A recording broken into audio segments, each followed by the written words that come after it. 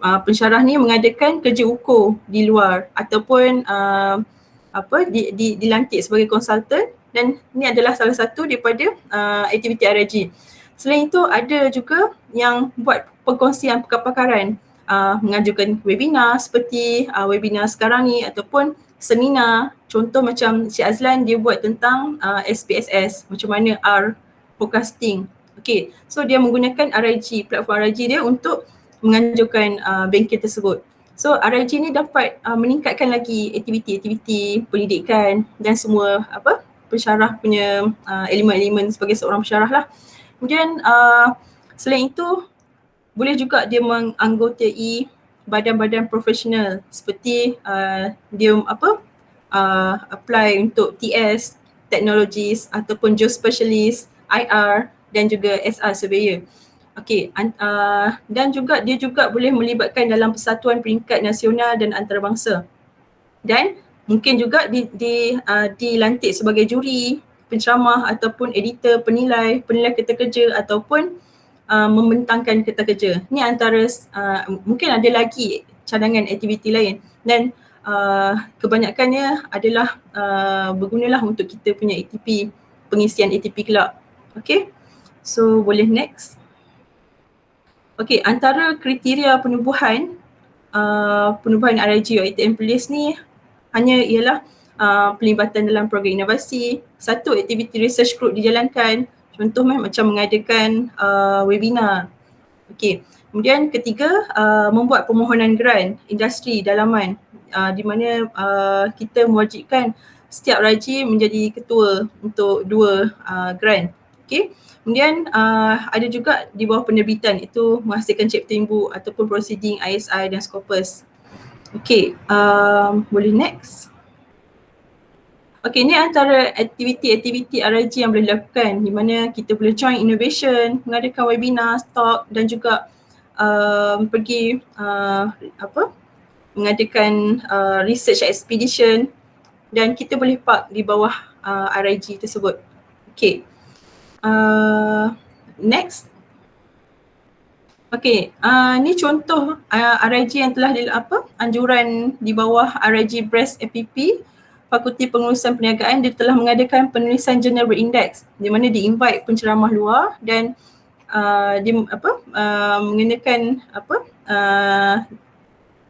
mengadakan bengkel tersebut secara online. Dan ini antara contoh RIG yang boleh dilakukan. Okey, untuk makluman gambar di bawah ni pula Dr. Tajul di bawah RIG ACT, dia pergi ke MYRA untuk present dan mengadakan collaboration research, dan kita juga boleh mengadakan collaboration research bersama-sama pihak industri luar.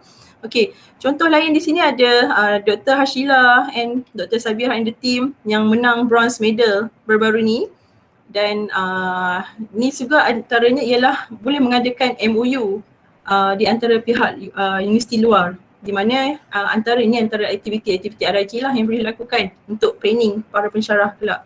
Okay, so next. Okay,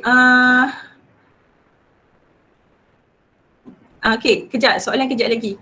Okay, ni contoh webinar RIG yang dilakukan oleh PCMAC, Physical and Chemistry Material Research Group, yang bawah Dr. Nafisah, dan dia mengadakan webinar secara online untuk dan mengadakan secara online lah. Kemudian ni antara aktiviti-aktiviti yang dilakukan di bawah RIG yang boleh dilakukan oleh para pensyarah lah. Dan contoh macam Dr. Rizaidin ada melakukan latex workshop baru-baru ni, iaitu writing thesis in latex untuk UiTM student. Dan pihak Sukma juga ada mengadakan penulisan suara kreatif madani. Okey, ni contohlah aktiviti saya share beberapa. Kalau perasan ada email daripada pensyarah yang mana RIG ni mengadakan aktiviti di bawah di bawah RIG masing-masing. Okey, boleh next. Okey, apa kepentingan penubuhan RIG ni? Bila kita bekerja secara berkumpulan, kita dapat meringankan beban kerja pendidikan, di mana kita mempunyai loading tinggi yang sangat tinggi kan.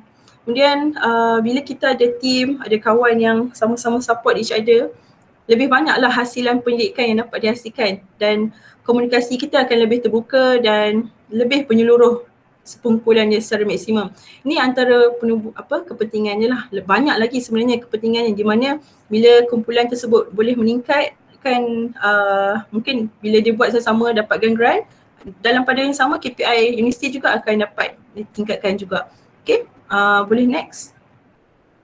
Okey, apa lagi kepentingan penubuhan RIG ni? Dari segi pengisian ATP, kalau tuan-tuan dan puan-puan Prof perasan, setiap elemen K2 ni ataupun K3 ni ada dia punya elemen yang boleh kita isi kalau kita mengadakan aktiviti bawah RIG. Contoh kat sini, kita buat research and publication. Jika mendapat grant, kita boleh isi dekat K2 calculation ni, iaitu kita dapat isi untuk grant, perolehan grant. Dan di bawah consultation and expertise, kita dapat penuhi untuk K2 calculation juga di bawah consultation and expertise. Dan jika kita mempunyai innovation ataupun sebarang copyright, patent, kita boleh isi juga di bawah K2 calculation ni, iaitu innovation entrepreneur, dan dapat juga mengisi kita punya ATP kelak.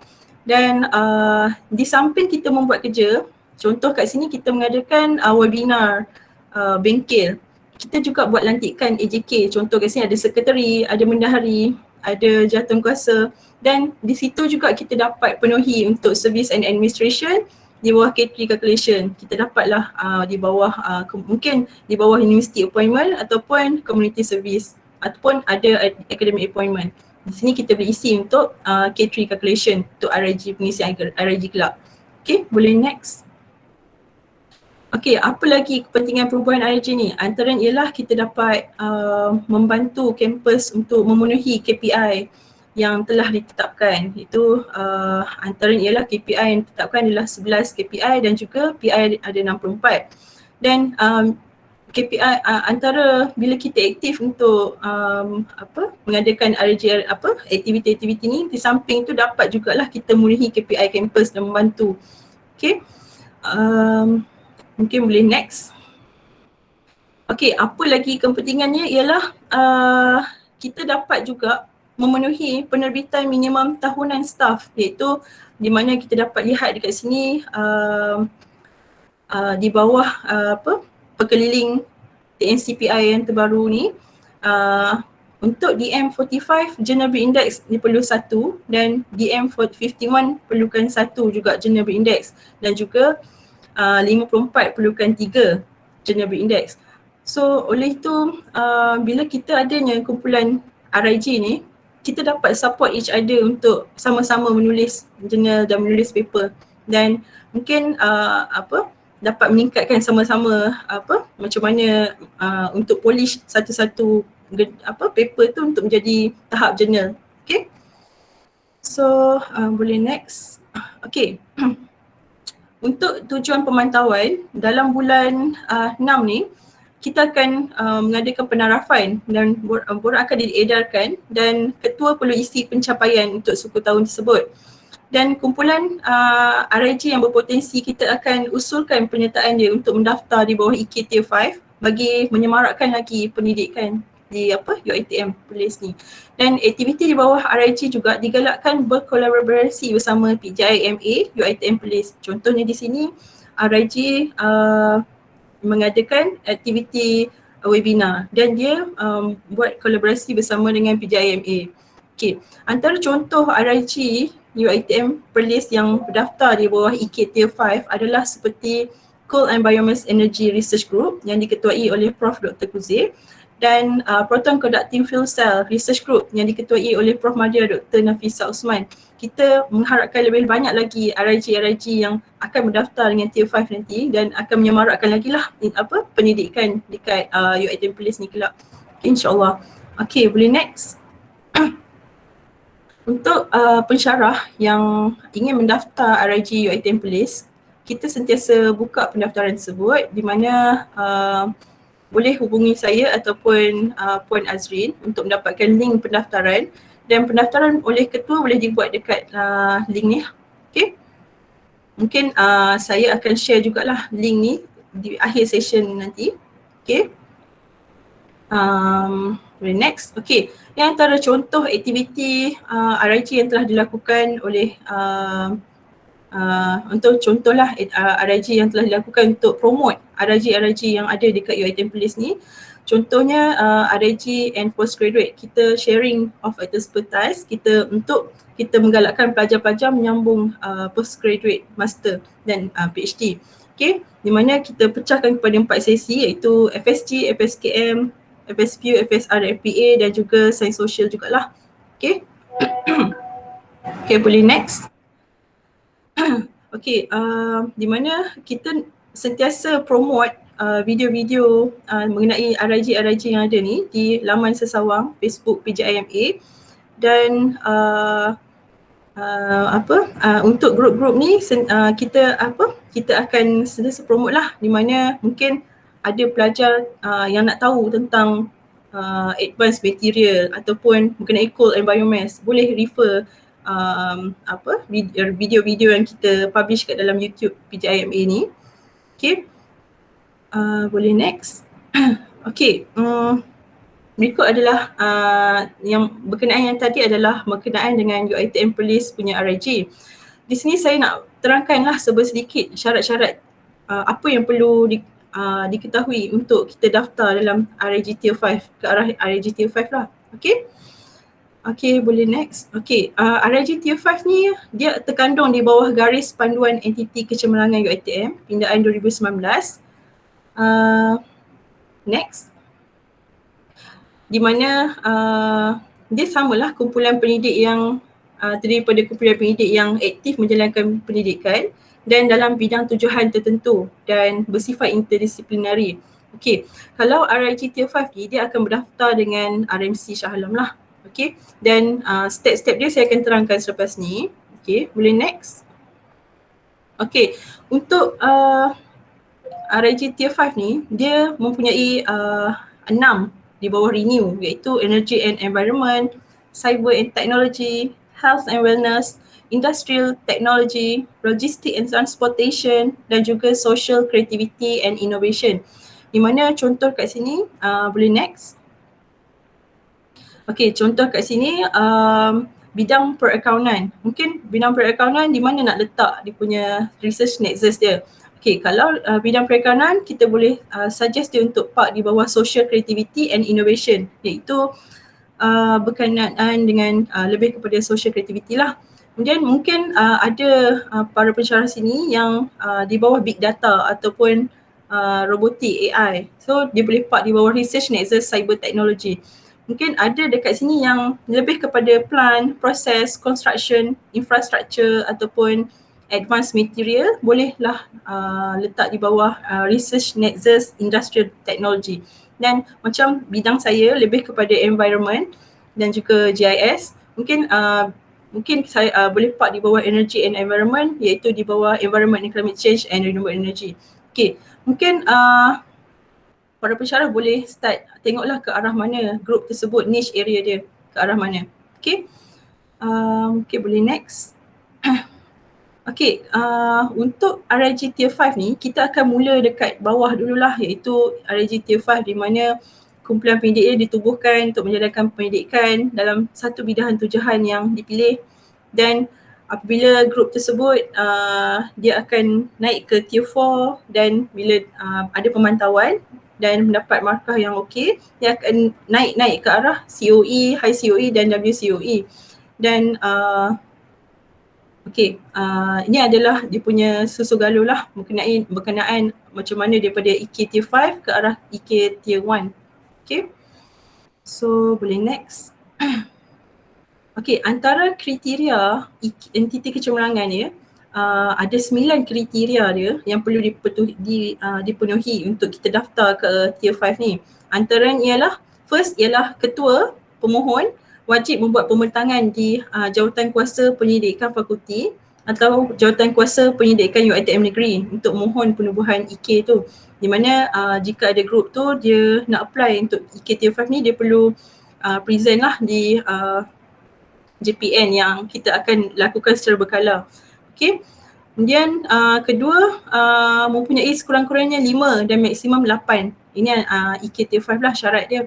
Kemudian ketua mestilah ataupun sedang dalam tempoh 3 tahun kebelakang menjadi PI grant luar. Minimum 20,000 dan sains dan teknologi dan 5,000 untuk sains sosial yang berdaftar di IRMI. So insyaAllah kalau ada pensyarah-pensyarah sini yang mempunyai syarat-syarat ni, bolehlah mendaftar dekat EK Tier 5 ni. Antaranya ialah mesti aktif selia pasca siswazah, mempunyai minat yang sama, mempunyai grant terkumpul untuk ahli dia, 100,000 untuk sains dan teknologi dan 50,000 untuk sains sosial. Okay, ini untuk syarat ke-6.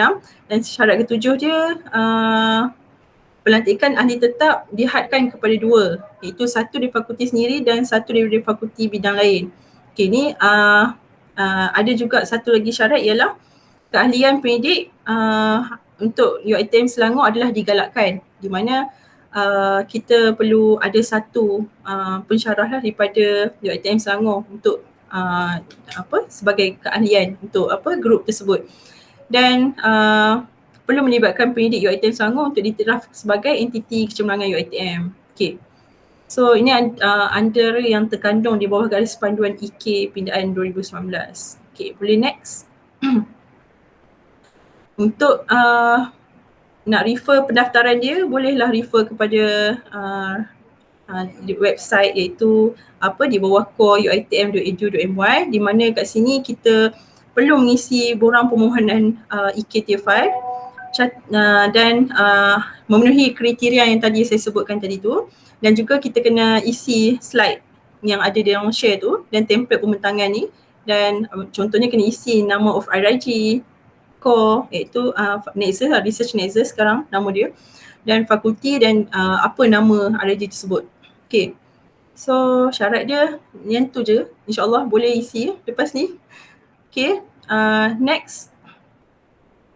Okay, untuk pendaftaran EK perlu bentang dekat dekat Jawatankuasa Pendidikan UiTM Negeri dulu.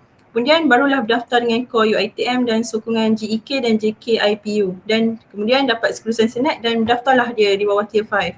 Okay, ni antara flow dia lah untuk mendaftar EK Tier 5. Okay, boleh next.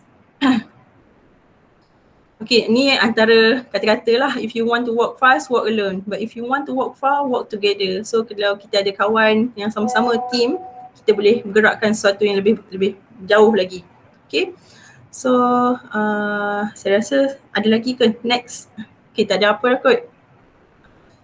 Okay, terima kasih Dr. Nurul Ain. Seterusnya mungkin ada soalan ke apa, boleh tanya. Ya, betul. Seterusnya kita buka sesi Q&A kepada semua jika terdapat sebarang soalan berkaitan dengan RIG kepada Dr. Nurul Ain. Silakan. Assalamualaikum, nak tanya boleh ke? Silakan. Okey, berkenaan dengan nak tanya berkenaan mekanisme yang akan digunakan untuk memantau tahap sebuah RIG lah. So apakah dia punya kriteria untuk kita contoh penerbitan berapa banyak, apakah aktiviti-aktiviti yang perlu dijalankan, berapa banyak kan. So itu yang pertama lah. Yang kedua, boleh tak kalau anda kata penyertaan RIG itu bukan sekadar daripada UiTM Perlis sahaja, maksudnya daripada kampus lain ataupun daripada universiti lain di luar daripada UiTM, adakah ianya dibenarkan? Dan yang ketiga, apakah proses untuk menjalankan aktiviti di bawah RIG? So maksudnya dia punya prosedur, adakah kita perlu sebarang contoh-contoh lah kalau saya punya RIG, okay, nak membuat satu webinar berkenaan dengan statistik. So adakah ianya perlu melalui HE ataupun kepada Timbalan Rektor PJI Dr. Syukur? Terima kasih.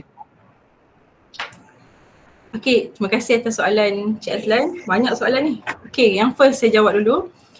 Untuk kriteria, kami akan menubuhkan satu jawatankuasa lah untuk memastikan kriteria tu ada weightage dia lah, sama ada penerbitan berapa, perundingan berapa, dan perolehan grant berapa untuk berikan penarafan di bawah untuk RIG tersebut, dan kami ada planning untuk membuat tersebut insyaAllah lepas ni.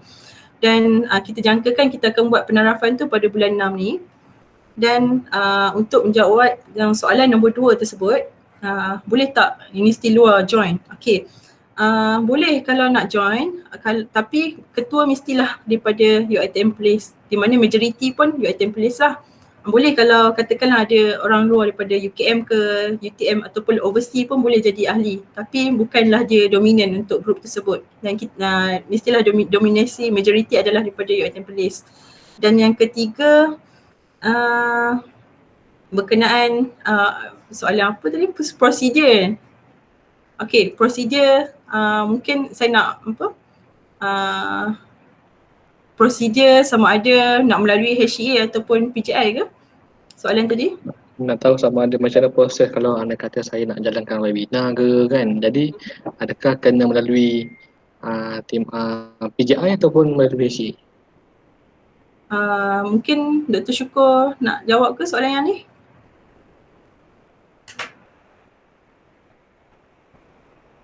Okay, kalau saya cuba jawab lah Okay. Ain cuba jawab, Ain cuba jawab lah. Saya jawab? Ain jawab dulu. Okay, saya jawab dulu. Biasanya kalau kita mengadakan aktiviti di bawah RIG, mungkin RIG tu dia lebih pada teknikal dan melibatkan mungkin ada macam contohnya macam silibus apa-apa berkaitan dengan pembelajaran. Boleh kita buat kolaborasi HEA dengan PJI ataupun tapi kalau melibatkan RIG kita perlulah membuat kolaborasi bersama dengan PJI. Betul Doktor? Boleh ke kalau tak Okay, tu. Okay. Ya betul. Kalau boleh apa-apa yang berkaitan dengan RIG through dengan unit Dr. Ain lah. Kita boleh discuss macam mana dari segi implementasinya. Okay. Okay, Cik Azlan harap menjawab soalan tersebut. Terima kasih.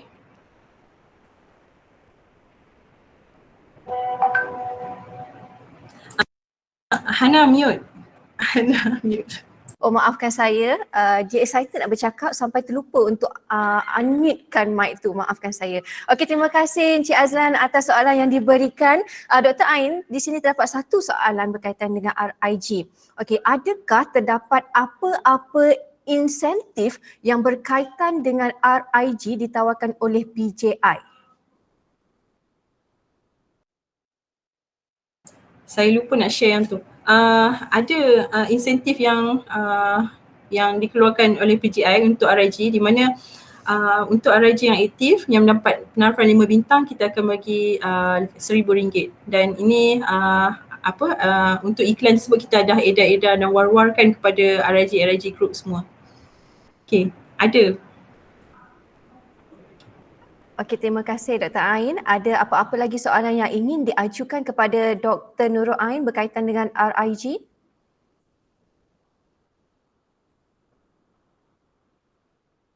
Sekiranya tiada, pihak penganjur ingin merakamkan jutaan terima kasih kepada Dr. Nurul Ain atas perkongsian yang cukup padat sebentar tadi berkaitan dengan RIG. Baiklah, majlis diteruskan lagi dengan menjemput penceramah yang seterusnya iaitu Dr. Zuliahani Ahmad dengan tajuknya Innovation and Intellectual Property. Dipersilakan.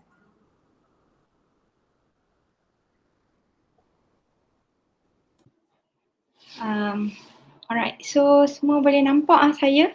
Boleh dengar Boleh Doktor. Alright. Tak apa nampak sangat lah. Tak nampak Muka-muka bagi kamera rendahkan sikit. Oh, okay. Tu pun nampak. Okay alright. So saya present now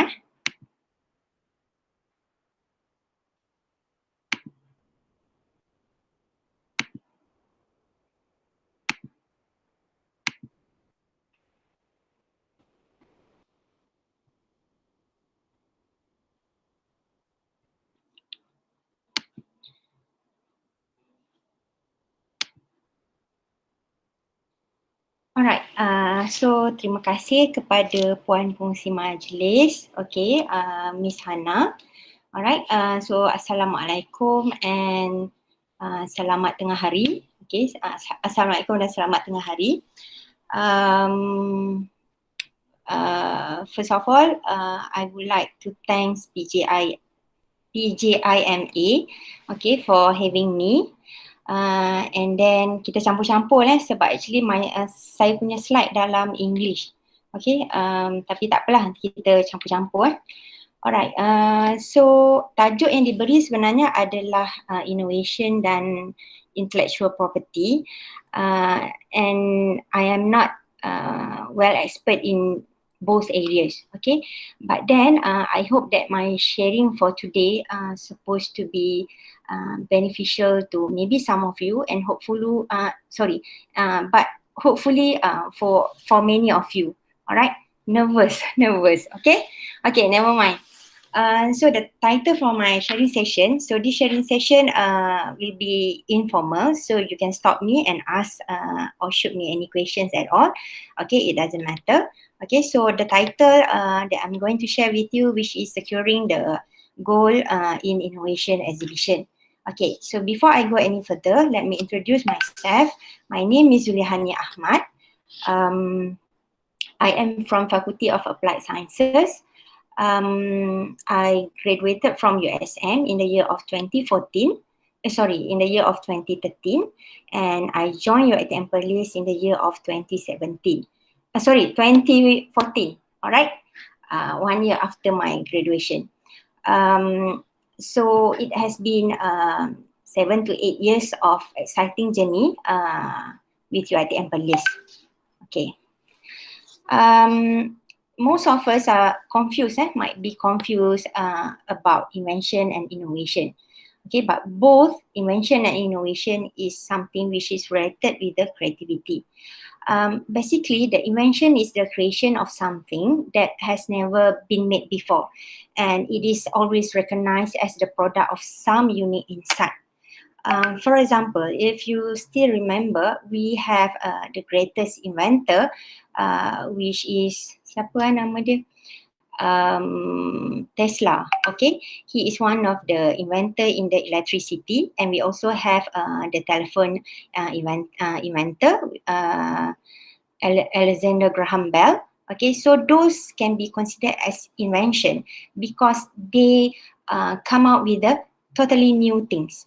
On the other hand, innovation is the implementation of something new, something that existing product or existing materials or process, but then we can always innovate with a new process, okay, with a new method, business model, partnership, or anything else. Okay, meaning that for example, we have the kerusi, okay, we have the chair. So it is already invented previously, but then how the formulation to make the process to fabricate the chair, that is what we call the innovation. And both invention and innovation is really related with the creativity. Without the creativity, we cannot have the invention or innovation. Okay, so this creativity actually is the capability or act of conceiving something original or unusual. Alright, so a little bit more on the innovation and creativity. Okay, innovation can be broadly thought as a new ideas, new ways of looking at things. So it does not necessarily has to be a new product. Okay, it could be the system that you develop, the process, the route, the raw materials, or any new composition. Okay, because lots of people tends to confuse the innovation or invention with a product. It does not have to be the product. Okay, so innovation almost always involve the hard work, persistence, and perseverance are necessary in order to develop any of the innovation. Alright, on the other hand, creativity is an active or engaging process necessarily involved in the innovation. It might require specific skills, specific understanding of the context in which this creativity is being applied. Alright, so these are the general idea on how the process of innovations might take place. Okay, so we need lots of motivation. Okay, in order for us to come up with the innovations, we need a lot of motivation. So those motivation might come from the MyATP, okay, from the KPI itself, something that drives us. For example, If you have limited time, okay, everyone has been given 24 hours, 24 hours per day. But then if you have a very limited time, so you need to innovate yourself, not to say innovate yourself, but innovate in terms of how you are going to be to work very effective and efficient. So you need some kind of a motivation. And it also involves the creativity, which is thinking outside the box.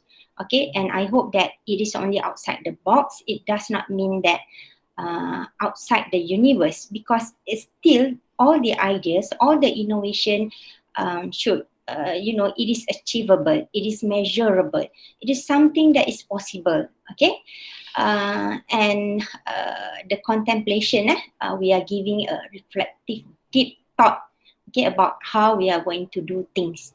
Okay, and we need a lots of ideas thrown out in order to get the innovation move on.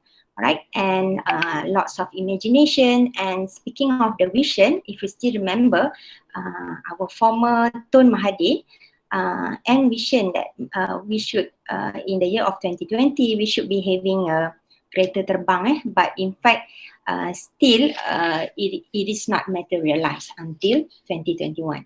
Okay, so the innovation process might also initiated by the inspiration. So this inspiration might be coming from lots of different sources. It might be from your seniors, it could be from other people around you and all. Okay, all right. So actually, why we need the innovation itself? Okay, so generally, these are some of the importance of innovations. Okay, it might solve the problems. For example,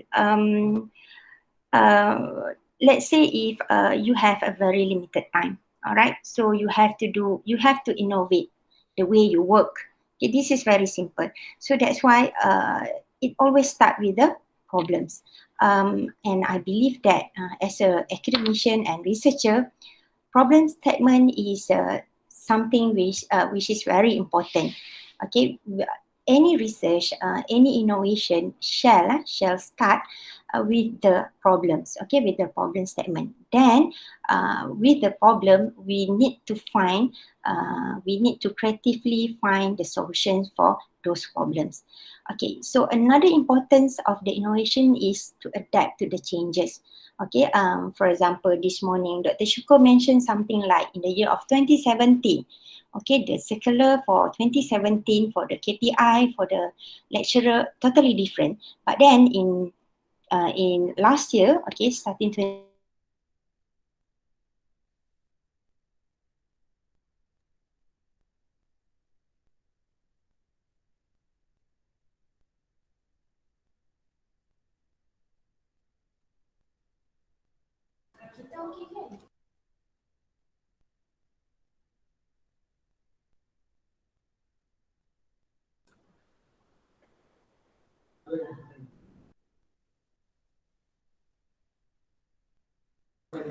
Minta maaf semua, mungkin Dr. Zuliahani mengalami gangguan internet connection. Kita cuba berhubung dengan dia sebentar.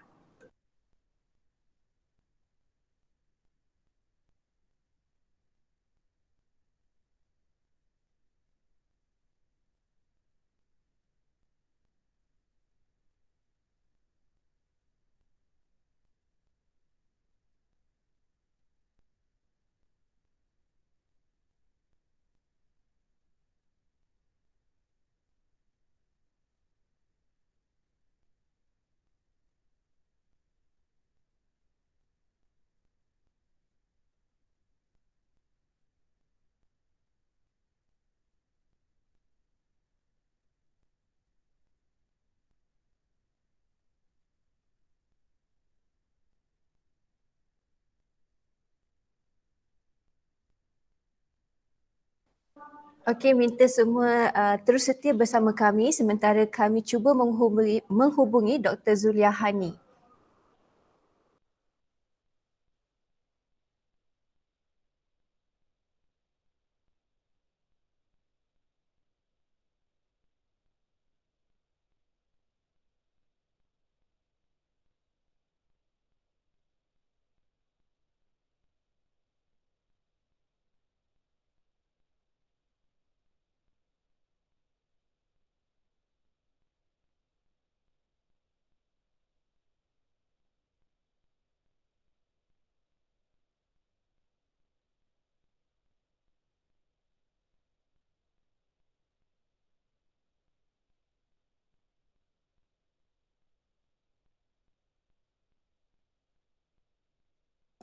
Okey, untuk makluman semua, saya baru sahaja dimaklumkan bahawasanya DHEA mengalami blackout.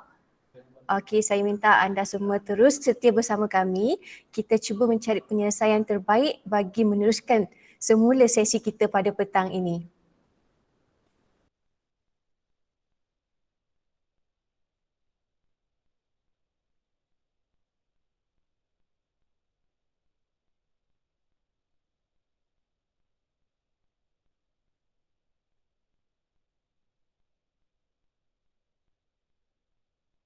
Alright.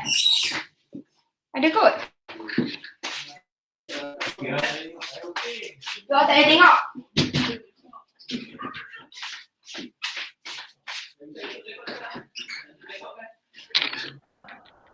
Okay, Assalamualaikum. Boleh dengar ke?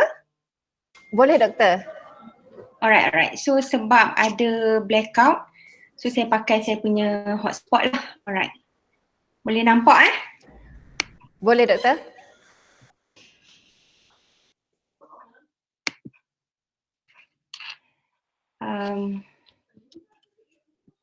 Okay, so once again about the, sorry you all. Okay, about the benefits of joining the innovation exhibition. Okay, so first of all, of course, for your MyATP, okay, you can fill up a few item in the K3. Okay, and secondly, of course, your career growth. And I think that this is one of the most important things. Okay, career growth, like. Maaf, Dr. Zuliahani, boleh tak Dr. Zuliahani share semula slide yang tadi? Oh, okay.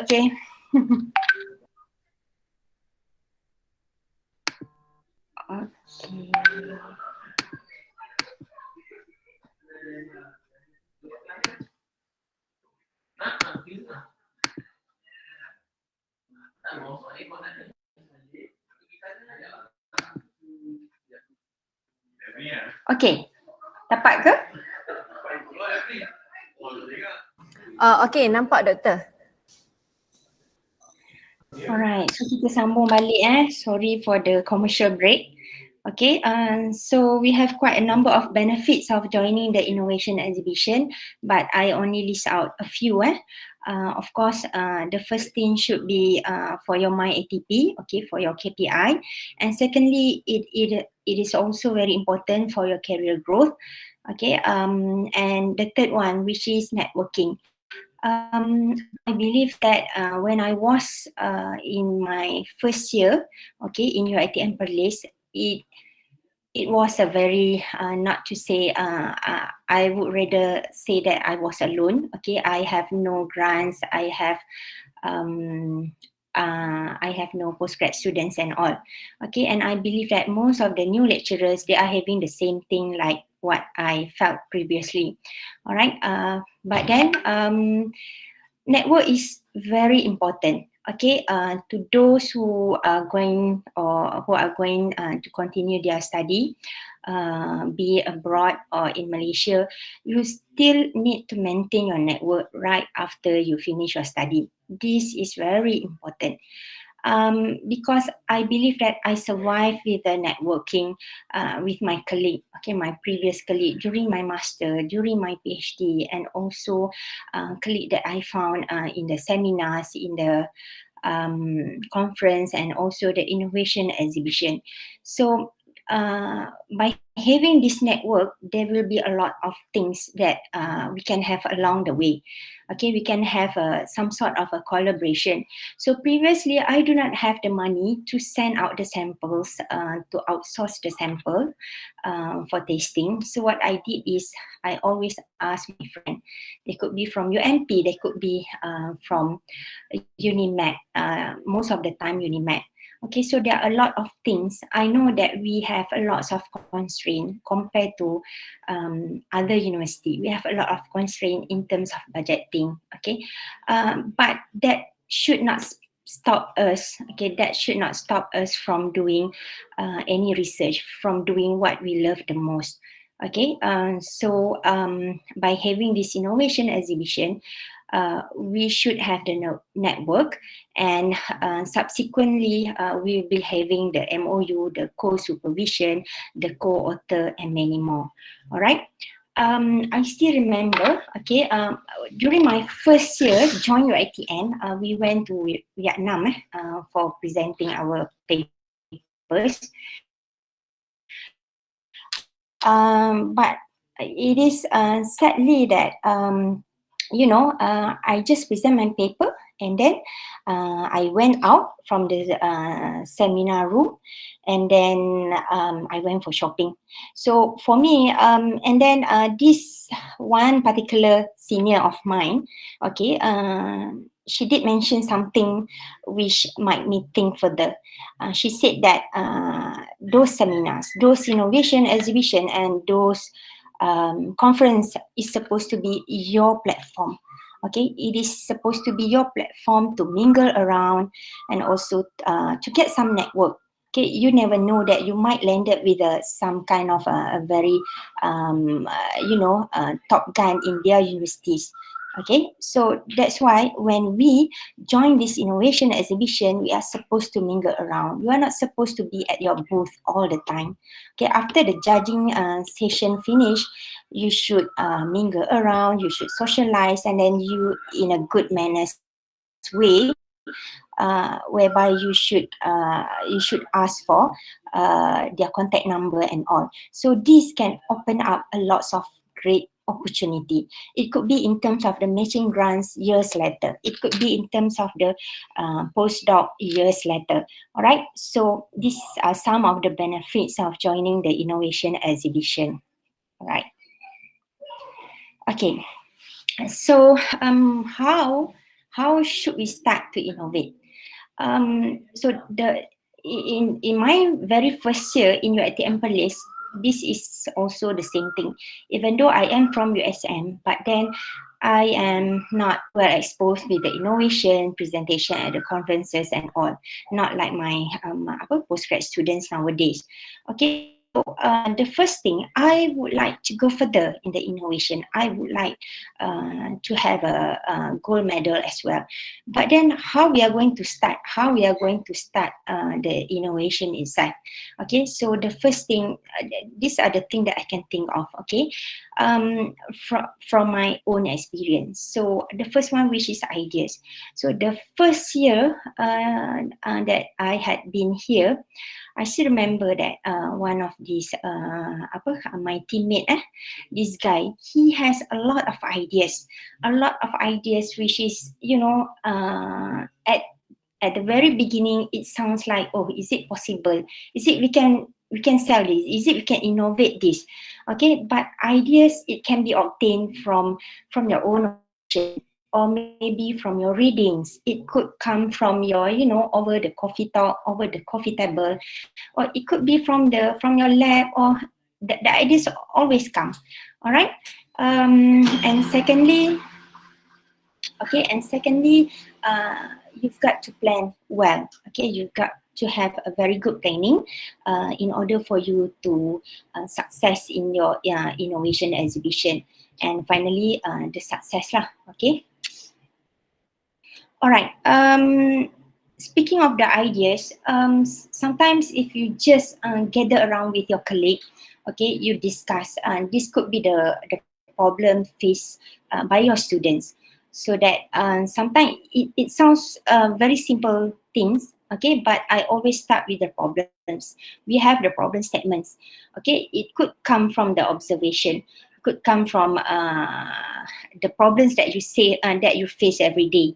Okay, during your research or during your labs, practical labs and all. So that these ideas, sometimes the idea is not to say that it is very invention. Sometimes we need to do some improvement or advancement or enhancement to the existing idea. And finally, we can provide the solutions for the problems. All right. Speaking of the second step, which is planning. So the first year, in 2014, we 2014 or 2015. Okay, we had joined we had joined our very first innovation exhibition. So at that time we know nothing. Okay, we had started from scratch. We know nothing at all. So orang kata macam kami terjun je. Okay, terjun sahaja. Okay, we have this idea. At first, I think that that ideas actually is not something new. People already done that before. Okay, but then we said never mind. We should give it a try. Okay, so that's why the number one, work in team is very vital. It is important for you to growth in this research academy. Okay, meaning that you've got to have team. For example, just now Dr. Nurul mentioned about the RIG or SIG. Okay, this is very important. You can go further, you can grow faster if you are in a team. Okay, and secondly, during the planning activities, you need to set the target and also the objective. Okay, once you set the target and objective, the next thing will be the due date. Okay, you cannot ask people to do things but you do not give any due date. Okay, so normally you need to set the respected due date or maybe the agreed due date among your colleague. Okay. And the third one, which is effectively use the strength of the team members. So many of my friends complain that their team member is not good. Okay, their team member is lacking of something, lacking of the commitments and all. Okay, but I always believe that if you have a very good teammate, okay, regardless of maybe the capability of your teammates are different. Some are very shy, some are very good in presenting, some are very confident, and maybe the others has a very good technical, and maybe another one of your teammate has the position or to have a very good PR with others. So actually, for me, we should engage all of the teammates. We should find out what are their strengths and fully utilize it. So this is what happened to us. I believe that at that time, Encik Syam and Mazlina, they come out with a product itself, which is the rubberized tile. Okay. The rubberized tile. And then our very first innovation exhibition is IID Johor in Johor Bahru. So Munira and I were the one who presented the exhibition at the innovation exhibition. And then we also have someone else to write down write down the abstract and all. And finally, for that rubberized style, we managed to have one article publication, and also the involvement, okay, of the same ideas. Okay, we always improvise. Okay, so previously we do not have the self-healing mechanism. So now we have the self-healing mechanism. So it always growing. So that is why sometimes we need to identify what are the strengths of our team members. Okay, if he is very good in PR, he should he should be the one who approach the industry, the international collaborators. If she is very good in writing, okay, so all paperwork should be, tackled by her. Okay, so that is how we have to do in our team.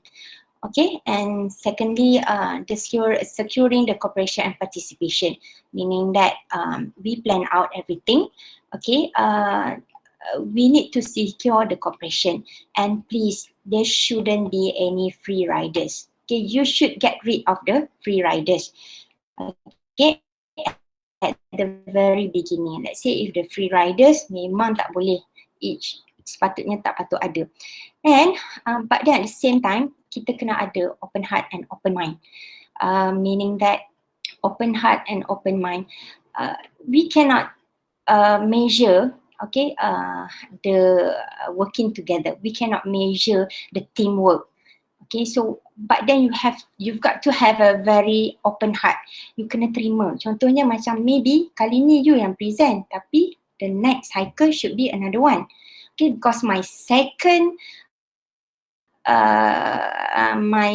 innovation exhibition, another person pula yang pergi present at another innovation exhibition. So sometimes you kena ada jangan rasa macam dia ni buat kerja sikit, dia ni buat kerja banyak. Tak. I believe that as a team, we should complement each other lah. Alright, so number 5, we should review. Okay, we should review and follow up. For example, right after my first innovation exhibition, we are like lost, we are clueless. Okay, we thought that all of the participants will be awarded with the either gold, silver, or bronze. Okay, but actually it is only mentioned. Okay, it is only awarded for the gold on the stage and all. So I was there. Okay, I was there. I was in that stage whereby I know nothing at all. Okay, but we just try it. Okay, so the first step should be the hardest step, and the steps after that should be, easier. Okay, so along the way, we always review and follow up. Okay, we always review and follow up. Sometimes you need to put up, okay, what stage we are in and all. Okay, and in terms of our innovations, okay, we always need to reflect back. What, for example, okay, a few questions that being asked during the first innovation exhibition, but the one that we cannot answer. So that will be our improvise. That will be our improvement that we need to cater on. All right. So I would like to share with you, which is this coming together is a beginning. All right. Keeping together is a progress, but working together is surely a success. All right. Okay. These are the second, the third one, which is strategy in producing your innovations. Okay, you need to delegate the task among the team members. That's why we have to work in team. Alright, kalau you nak buat seorang-seorang boleh, tapi you mungkin penat. Okay, you mungkin penat. Okay, and deadline must be given. Please be committed to the task. And the fourth item, which is polishing the innovation. So lots of us, actually, we just come up with the innovation, but sometimes you need to have some extra values. Okay, you need to polish back your innovation. For example, we can produce the rubberized style in this color. Okay, no color at all, it is colorless. But then, in order for us to polish, maybe you need to add on something like any pigment to give some colors, or maybe any other properties or features. And for example, if you are developing a system, okay, maybe the system needs something, very tenang bila kita tengok, or maybe the system is user friendly or whatnot. Okay, so there are a lot of things actually that we can do to polish our product or our innovation. Alright, the first one, which is very important, extra added value to your innovation. For example, you need to have the copyright. Okay, so there are a lot of things that I'm going to share with you later on. Okay, about what are the extra added value, which it might be your copyright, it might be the letter of consent from any industry collaborators, or it could be in terms of the MOA. So a lot of things. These are the extra added value that will serve as evidences for your innovation exhibition. Alright, and the last one, success should be yours. Okay, so it is very, very subjective, speaking of the success. Okay, for me, the first innovation exhibition that we joined, we bagged the silver. That is a great success for me. Okay, that was a great success for me. So measurement of the success might be different. For some people, they are looking for diamond, they are looking for something greater. But for me, anything which is better than now is a success for me. So never underestimate the power of doa. So these are the thing that I capture from Prof. Halim. So in the idea, he did mention something that you never underestimate the power of doa. Alright. Okay, now we move on to the innovation exhibitions. Alright, so if you notice, okay, there will be different types of the innovation exhibition. Normally, most of this type of innovation exhibition should be in one exhibition. But then, what are the differences between professional, novice, young inventors, primary or secondary school, or ITEX and MTE? Alright, many people might think that as an academician, we cannot join the exhibition using the primary or secondary school platform. But actually, I had joined one primary school exhibition. I mean that the students, okay, the student will be the presenter, but then we had to assist them in terms of the polishing their presentation, and also giving aid to how the process the process, and also in fabrication the product itself. Alright. Actually, how you are going to select, is it professional, is it novice, or young inventors? So normally for the IPTA or IPTS students, that depends on the strength of your product.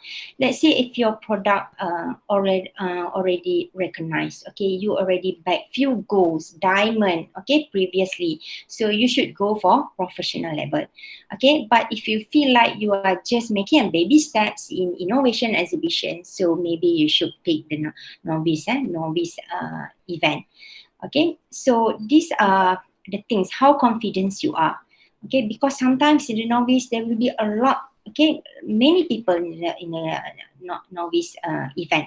Alright, so that's why you have to determine your product or your innovation, the most suitable types for the innovation exhibition. Alright, as for the ITEX and MTE, it is quite expensive, but still affordable. Okay, so what we did last time is we pool the money. Okay, since we are not sure either we are going to land it with gold, silver or bronze, so kita memang tong-tong lah, okay, bayar sikit-sikit and then kita exhibit. Okay, so that is how we can work in a research group. Alright, in order for us to secure a goal, okay, this is also from my experience, you need to have the strategy. Okay, you've got to understand what are the judging criteria, which is won't be exposed to you. Okay, the third one, preparing for the video or the presentation, and number 4 is presentation and judging process. Alright, you need to be very strategized. Okay, you need to choose the right and most suitable category for you. Okay, if you feel like you are the novice part, so you should go for novice. Alright, and you have to follow the themes of the innovation exhibition. I still remember last time when we went to ID in Terengganu. Okay, the theme is something new. Okay, invention, not innovation. So that the judging criteria really goes into what we call for something that never been presented before. To those person, they can get extra marks. But most of the time, worry not, okay, jangan susah hati. Normally, teknologi, kita punya team mesti akan kena dengan kita punya innovation. So basically, most of the innovation exhibition, the team shall have a technology because it is always evolving, right? The third one, you should learn from others' experience. Okay, for example, you can ask, we have so many, prominent researcher in UiTM, for example, we have Dr. Nafisa and we also have Dr. Wan Izhan, okay, that dah dapat gold, diamond, merata. So, you should tanya, okay, you should learn from others' experiences. What kind of what kind of question that normally being asked during the innovation exhibition. Okay, number 4, you need to have the novelty in your innovation. So speaking of novelty, I think that it is the same thing when you were about to start your PhD journey. Okay, you need to find the niche area. What makes your product or your innovation different from others? That is the novelty. Okay, it could be, oh, this is made from harum manis, and pelis. Okay, it's only from harum manis. So that should be your novelty. So this novelty does not mean that you've got to have to start from scratch, that you have to, no. Because the novelty is something simple. What makes you differ from others? Okay, what makes your product differ from others? All right. And number 5, you should lay out all the relevant evidences. Okay, let's say if you have any publications, you have the product, you have the supporting evidence, for example, MOA, MOU, or maybe LOA, letter of agreement from the industrial collaborators, or maybe you can have the testimonial. Everything must be displayed on that particular day, all right, the judging session. All right, so basically, these are the judging criteria. Okay, number 1, they are going to look into the originality. Okay, apa originalnya kita punya dengan orang lain. Okay, secondly, market potential or the readiness. Okay, maksudnya is it can be marketable, okay, or not. And the third one, the practicality. So this is very important, because when you innovate and when you have innovations, definitely the furthest output should be commercialization. You are going to sell it. Okay, we didn't do things, but then we do not have any intention further on. All right, so it have to be very practical in terms of the cost, in terms of the budget, in terms of the the size of your material, the user friendly, but most of the time regarding the budget, the cost of your system or the cost of your innovation. All right. So number 4, normally judges will find this copyright or patent. All right. So this is a must-have item, and I believe that having this copyright is not very hard. It is something achievable. Within 2 months, we can get your copyright or trademark.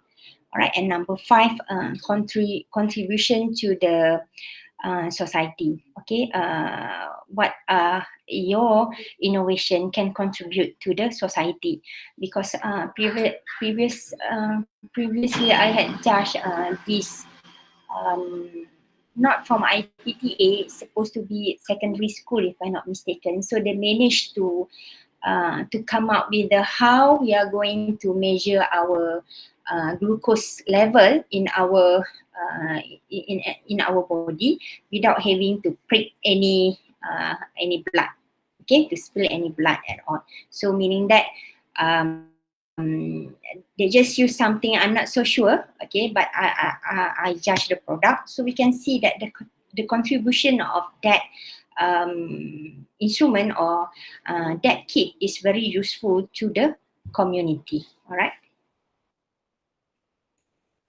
Okay, when we are preparing the video or presentation, your presentation and video must be short.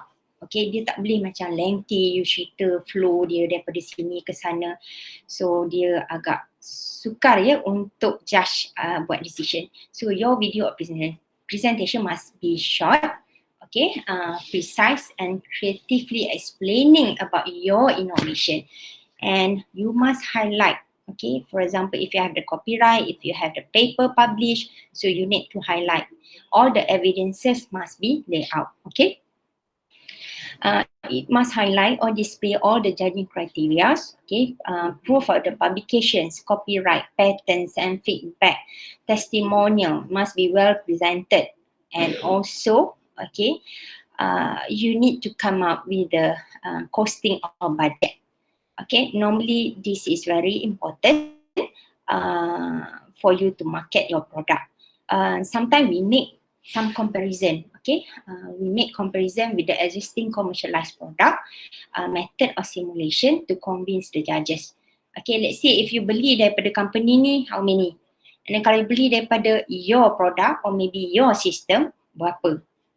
Okay, if you do not have the product, okay, you do not have the product, what you can do is you can have the testimonial after using your system, after using your apps and before, ada tak beza dia? So those are the things that we can engage or we can convince the judges, okay, to give us full marks. Alright, on that presentation and judging process, put on your best and comfortable suit. This is very important to boost up your confidence. Alright, give a compelling structure of your video or presentation. So you all jangan, this is very common, okay? When you want to present something, you need to have a structure about your presentation, okay? And the third one, keep your judge engaged, okay? Jangan macam nampak dia not interested, jangan kata lagi topik, supposed to be apa yang penting you kena bagi tahu, especially your novelty. Alright, the explanation must be in a clear and good articulation. Okay, you need to display the charts, the products, the flow chart of the process of the innovation. Okay, because if you just sebut sahaja tapi you do not have the evidences, not convincing enough. Okay, sometimes it sounds like a bluff to me. Okay, so that's why you need to have the evidences. Okay. Alright.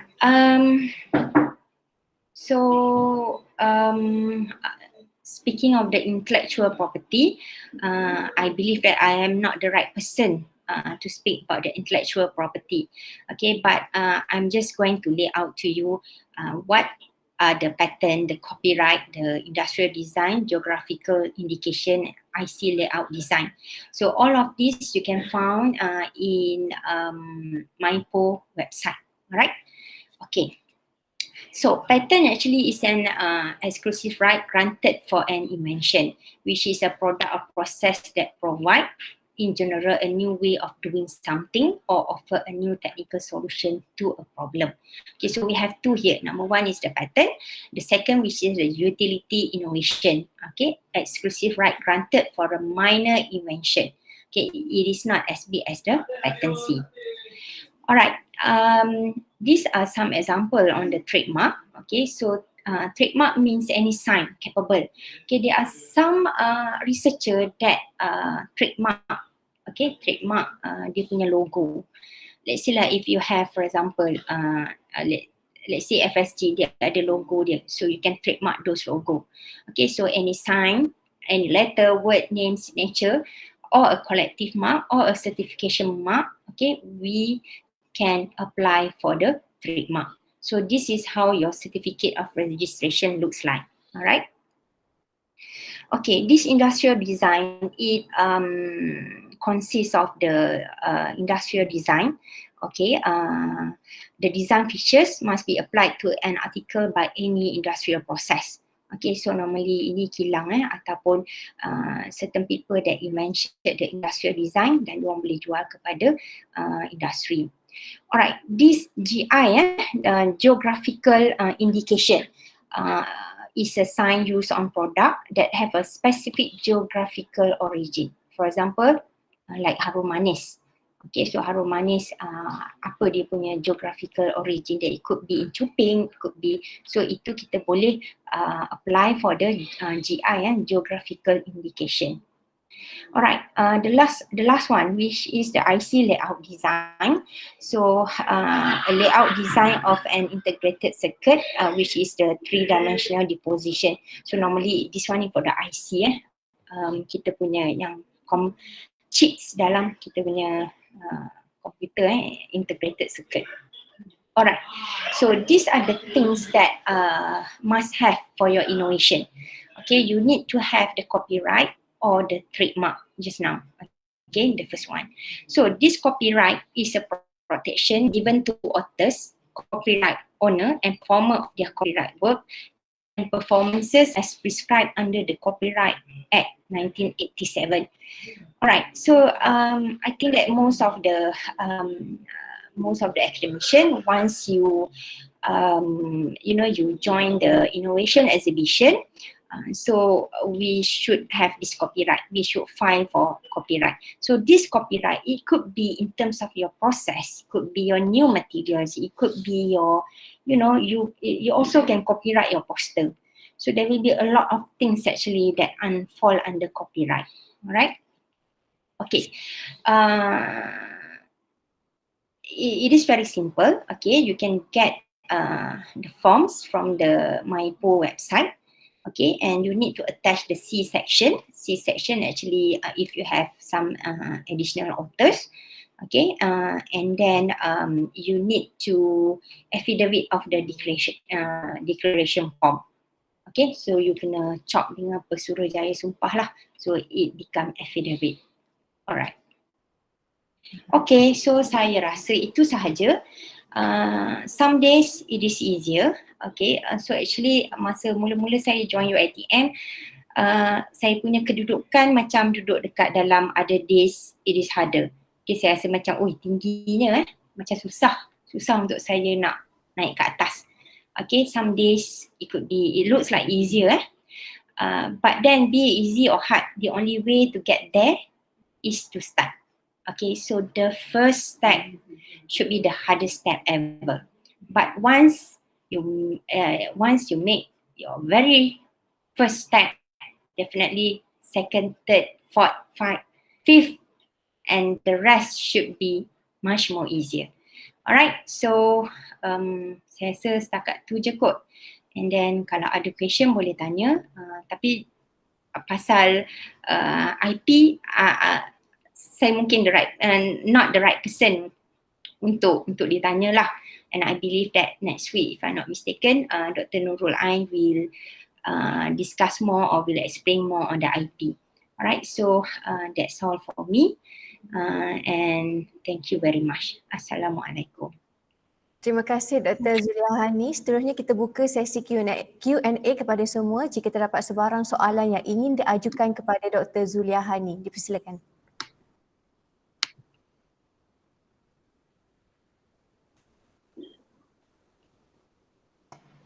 Assalamualaikum Dr.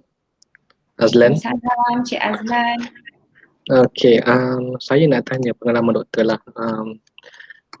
Satunya adalah berkenaan dengan kita di setiap kampus di UiTM ni, memang kan setiap kampus tu akan menganjurkan beberapa pertandingan inovasi. Tapi macam mana kita nak select which one yang bagus, sebab yang setahu saya kita ada ranking-ranking yang innovation yang maksudnya yang paling atas, yang paling bawah, contoh macam MTE, ITEX, kan, pencipta dan sebagainya. So macam mana kita nak select supaya di samping kita join untuk innovation itu, so kita juga boleh menyumbang kepada MYRA. Itu yang pertama. Yang keduanya adalah norma baru sekarang ni yang mana kita nak masuk innovation, kita yang kalau orang kata yang dahulunya kita boleh present kita punya produk. Kan, contoh saya ada produk untuk tanaman, jadi kita boleh present kepada judge itu sendiri secara fizikal, secara bersemuka, so lebih meyakinkan. So tapi dalam norma baru COVID-19 ni kita hanya display in term of video dan tak banyak benda yang kita boleh pamerkan pada nak meyakinkan judge tu sendiri. So macam mana pendapat doktor? Terima kasih. Alright. Terima kasih Cik Azlan. So soalan yang pertama, which innovation mana yang kita nak pilih? Alright, so selalunya kita akan refer balik dekat kita punya strength, kita punya produk ataupun innovation. Adakah kita punya innovation ni ready untuk kita go for the kata yang MYRA semua itulah. Contohnya macam ITEX, pencipta ataupun MTE. Okay, so sekiranya kita kita dah ada previous result, okay, that we are confident enough, so saya mencadangkan you should go for yang ada ranking MYRA ni lah, which is ITEX, MTE dan juga pencipta. Tetapi orang kata kalau kita nak terus bermula dengan something big, Okay, mungkin agak sukar. Jadi tak salah sebenarnya kalau kita boleh join idea ataupun kita boleh join IID. So from that kita start mengumpul sebab during the judging session, okay, judge akan sentiasa tanya. So ada banyak benda yang you boleh improve in terms of you punya presentation, dan pada masa yang sama ada banyak benda yang kita boleh improve dalam kita punya produk ataupun dalam kita punya sistem, flow ataupun methodology. So saya rasa sekiranya macam Cik Azlan dah well known dengan produk Cik Azlan, mungkin you can go further. Okay, but kita kena ada preparation untuk pergi MTE ataupun ITEX ataupun pencipta. Okay, kena tanya from siapa yang biasa jadi judge untuk ITEX, siapa yang yang dah biasa join innovation dekat tu. And tanya selalunya apa yang judge tu looking into. Adakah dari segi commercialize dia, dari segi novelty dia, itu yang kita kena perkemas. Ini pendapat saya lah. Jadi kita tak boleh nak kata okey lah kita terus pergi ITEX sebab dia menyumbang kepada MYRA. Kalau lah ITEX tu free, memang saya suruh semua orang masuk ITEX. But then it's quite costly. Last time dah, kalau tak saya 4,000 ke berapa ribu. Okay, untuk satu booth. Jadi sebelum kita nak berperang di medan tempur yang besar, baik kita perkukuhkan dulu kita kuatkan dulu dengan kita improvise apa yang judge inform dekat kita lah. Itu soalan yang pertama. And then yang keduanya, ya saya pun rasa macam tu. Bila kita present melalui video, ada banyak benda yang kita tak boleh nak slot in. Okay, dan kita tak boleh kata nak engage sangatlah dengan kita punya judges. Tetapi macam last time dekat IIDEX, okay, if I'm not mistaken lah, Dr. Syukur ada mention sebenarnya kita punya produk ada semua tu, tetapi cara kita masukkan dia dalam video, which is dia maybe not clear enough. Let's say if you have the copyright tapi you just buat dia sambil lalu je. So macam itu kadang judge dia tak sempat nak capture benda tu. So dia tak bagi kita markah dalam copyright. So maksud saya kita mesti kena ada elemen-elemen penting yang biasa judge akan tengok dalam sesuatu innovation exhibition tu. Novelty. Kita kena highlight what are the strength of our innovation. Itu yang kita kena highlight. Maksudnya kita tak boleh simple je. Make sure benda tu visible so that judges dia boleh capture dan dia boleh bagi kita marks. So that's why kalau kita tengok last time tak ramai yang dapat gold during the IIDEX lah. Okay, one of the thing mungkin sebab kita punya video presentation kita tu tak mencapai. Okay, dia not as good as bila kita present visually. Right. So saya harap menjawablah je Cik Azlan. Okey, terima kasih kepada Encik Azlan atas soalan yang diajukan. Pihak penganjur ingin mengucapkan ribuan terima kasih kepada Dr. Zuliahani atas perkongsian yang bermanfaat berkaitan innovation and intellectual property sebentar tadi. Seterusnya, majlis ini menjemput penceramah yang terakhir pada hari ini iaitu Dr. Sabirah Muhammad Sabri dengan tajuknya Knowing MYRA How You Can Contribute. Dipersilakan.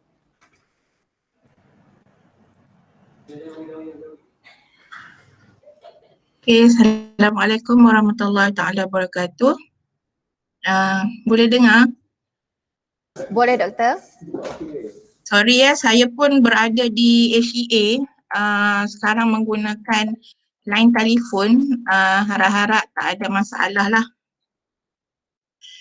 Okay, saya share saya punya slide dulu.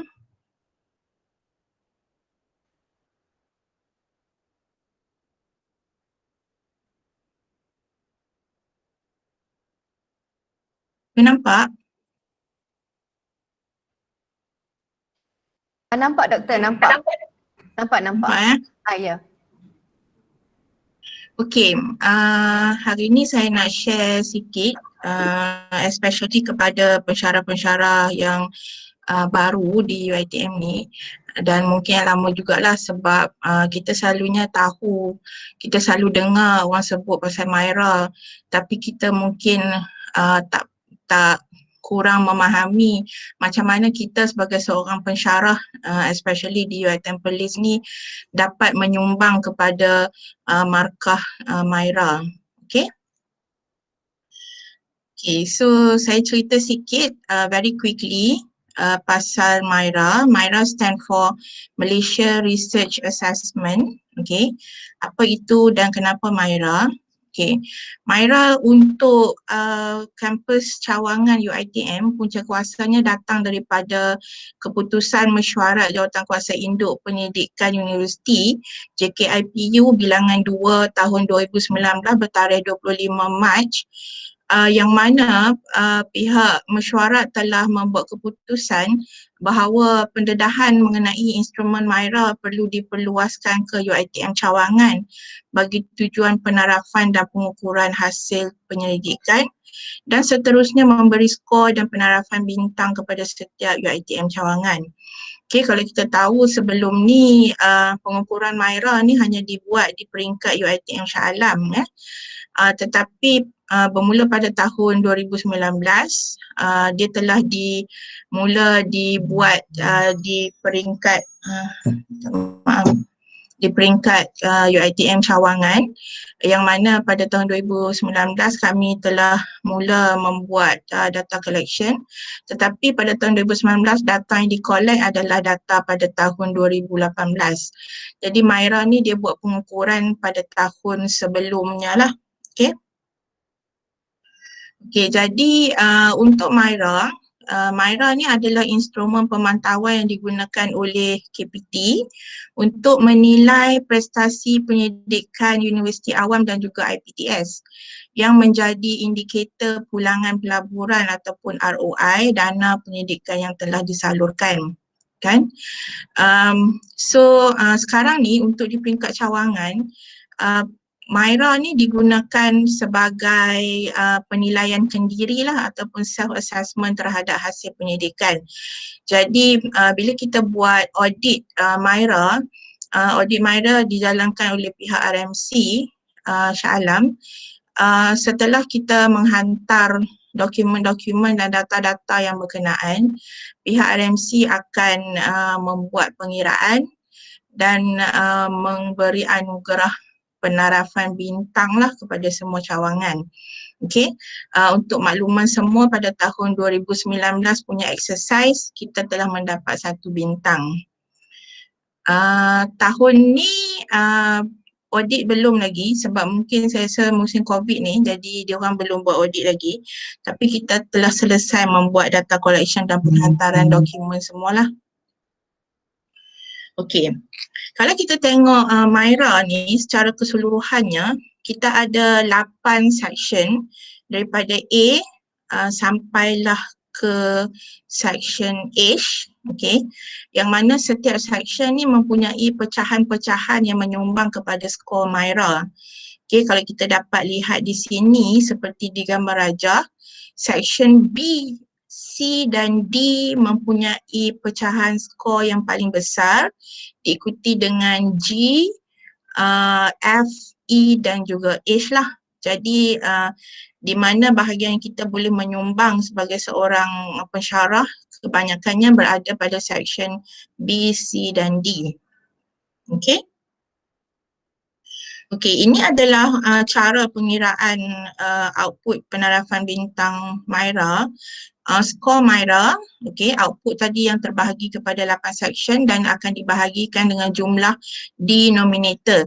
Denominator adalah merujuk kepada semua pensyarah aktif di, kalau macam di UiTM Cawangan Perlis, semua pensyarah yang aktif di UiTM Cawangan Perlis lah. Aktif bermaksud tidak bercuti lah. Maksud dia kita yang macam biasanya lah, yang memang bekerja, tak ada cuti belajar, tak ada pergi sabbatical leave, tak ada cuti tanpa gaji, semua tu dianggap sebagai pensyarah yang aktif. Okay, ni yang saya cerita tadi, dan kalau ditengok sumbangan kepada MYRA, boleh dibahagikan kepada penyelidik utama, kelayakan, anugerah, penerbitan, geran penyelidikan, penyeliaan, inovasi, khidmat, profesional dan hadiah, jaringan dan jangkauan, dan akhir sekali adalah kemudahan sokongan. Okey. Untuk bermula daripada tahun ni, assessment untuk MYRA akan merujuk kepada glossary MYRA 1 dan 2 pindaan 2018. Okey, yang telah dikemaskinikan pada bulan 12 tahun 2019 lah, sebab sebelum ni ada beberapa elemen yang tidak dimasukkan sebagai markah MYRA, tetapi bermula daripada tahun 2018 ataupun 2019 ni ada beberapa area yang telah diambil kira Okay. Saya akan go through setiap section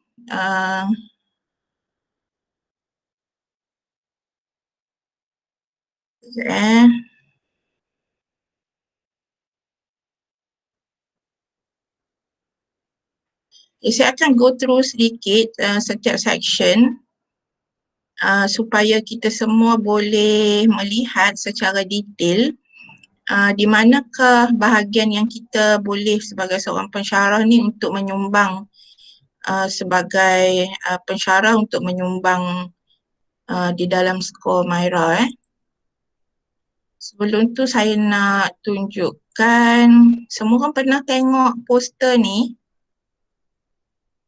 Ada tak? Poster ni saya rasa ada diwar-warkan oleh pihak PJI kepada semua pensyarah. Nak tengok tak? Adakah saya bercakap seorang-seorang? Dengar Kak. Tengok orang lain semua senyap aja, takut pula sebab pakai telefon ni kan. Okey, nampak kan poster ni? Pernah tengok poster ni? Nampak. Okey. Poster ni kita cuba gunakan sebagai promosi lah untuk para pensyarah supaya diringkaskan bahagian-bahagian atau section-section di bawah MYRA yang boleh digunakan oleh pensyarah kita untuk menyumbang kepada markah MYRA. Okey. Okey. Section A untuk MYRA sebenarnya adalah mengenai kualiti pensyarah itu sendiri. Jadi sebenarnya tidak ada apa yang boleh dibuat sebab kalau pengiraan MYRA dia hanya akan kira ada berapa bilangan staff, ada berapa bilangan pensyarah mengikut grade jawatan, berapa orang pensyarah yang ada PhD and so on. Jadi saya tak highlight lah yang tu. Okey, yang kita boleh usahakan untuk menyumbang kepada markah MYRA adalah yang pertama adalah section B yang merujuk kepada kuantiti dan kualiti penyelidik yang memberi sebanyak 22% daripada keseluruhan markah MYRA. Okey. B1 merujuk kepada jumlah staf akademik aktif yang terlibat sebagai penyelidik utama dalam projek penyelidikan. Dan yang kedua adalah B2, bilangan staf akademik aktif yang berkelulusan PhD atau profesional. Okay. So untuk section B, kita bahagikan kepada B1, dia ada A, B, C, D di dalamnya. Kita mengambil kira jumlah atau bilangan staf akademik yang menjadi penyelidik utama untuk grant universiti, untuk grant nasional. Grant nasional macam grant universiti tu macam dana kecemerlangan UiTM, itu grant universiti lah. National grant merujuk kepada FRGS, TRGS, PRGS macam tu. Industrial grant adalah grant yang diberi oleh pihak industri, dan international grant yang ada digunakan oleh pihak industri ataupun daripada luar negara lah basically. Okay, syarat sebagai ketua penyelidik kena tengok juga dekat bawah ni sebab bukan semua diambil kira. Okay, dia mestilah mengikut kategori SNT atau bukan SNT untuk di peringkat nasional dan universiti merujuk kepada amount yang berbeza. Okay, so kita kena tengok jugalah dekat situ. Ini adalah contoh-contoh data yang dibagi oleh pihak RMC Saya cuma tunjukkan dekat sini lah. Okey, yang kedua adalah section B2, bilangan staf akademik aktif yang berkelulusan PhD dan profesional. Kalau seorang staf itu mempunyai kelulusan PhD, dia automatik menyumbang kepada MYRA.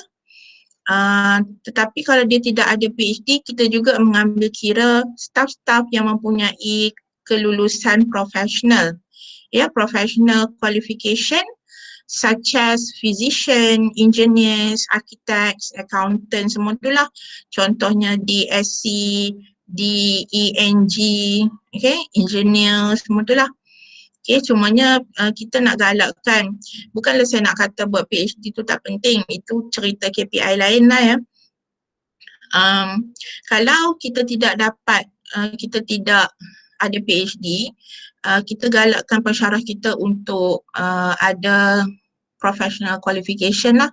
Contohnya saya rasa daripada FSPU, ramai yang ada GS kan. Okay, jadi itu kita kira lah. Cumanya di dalam MYRA, kalau seseorang pensyarah tu mempunyai PhD dan juga professional qualification pada masa yang sama, dia hanya dikira sebagai satu saja. Dia tak kira dua lah. Dan dia akan dikira untuk kelulusan PhD sebab itu memberi markah yang lebih tinggi ya. Okay.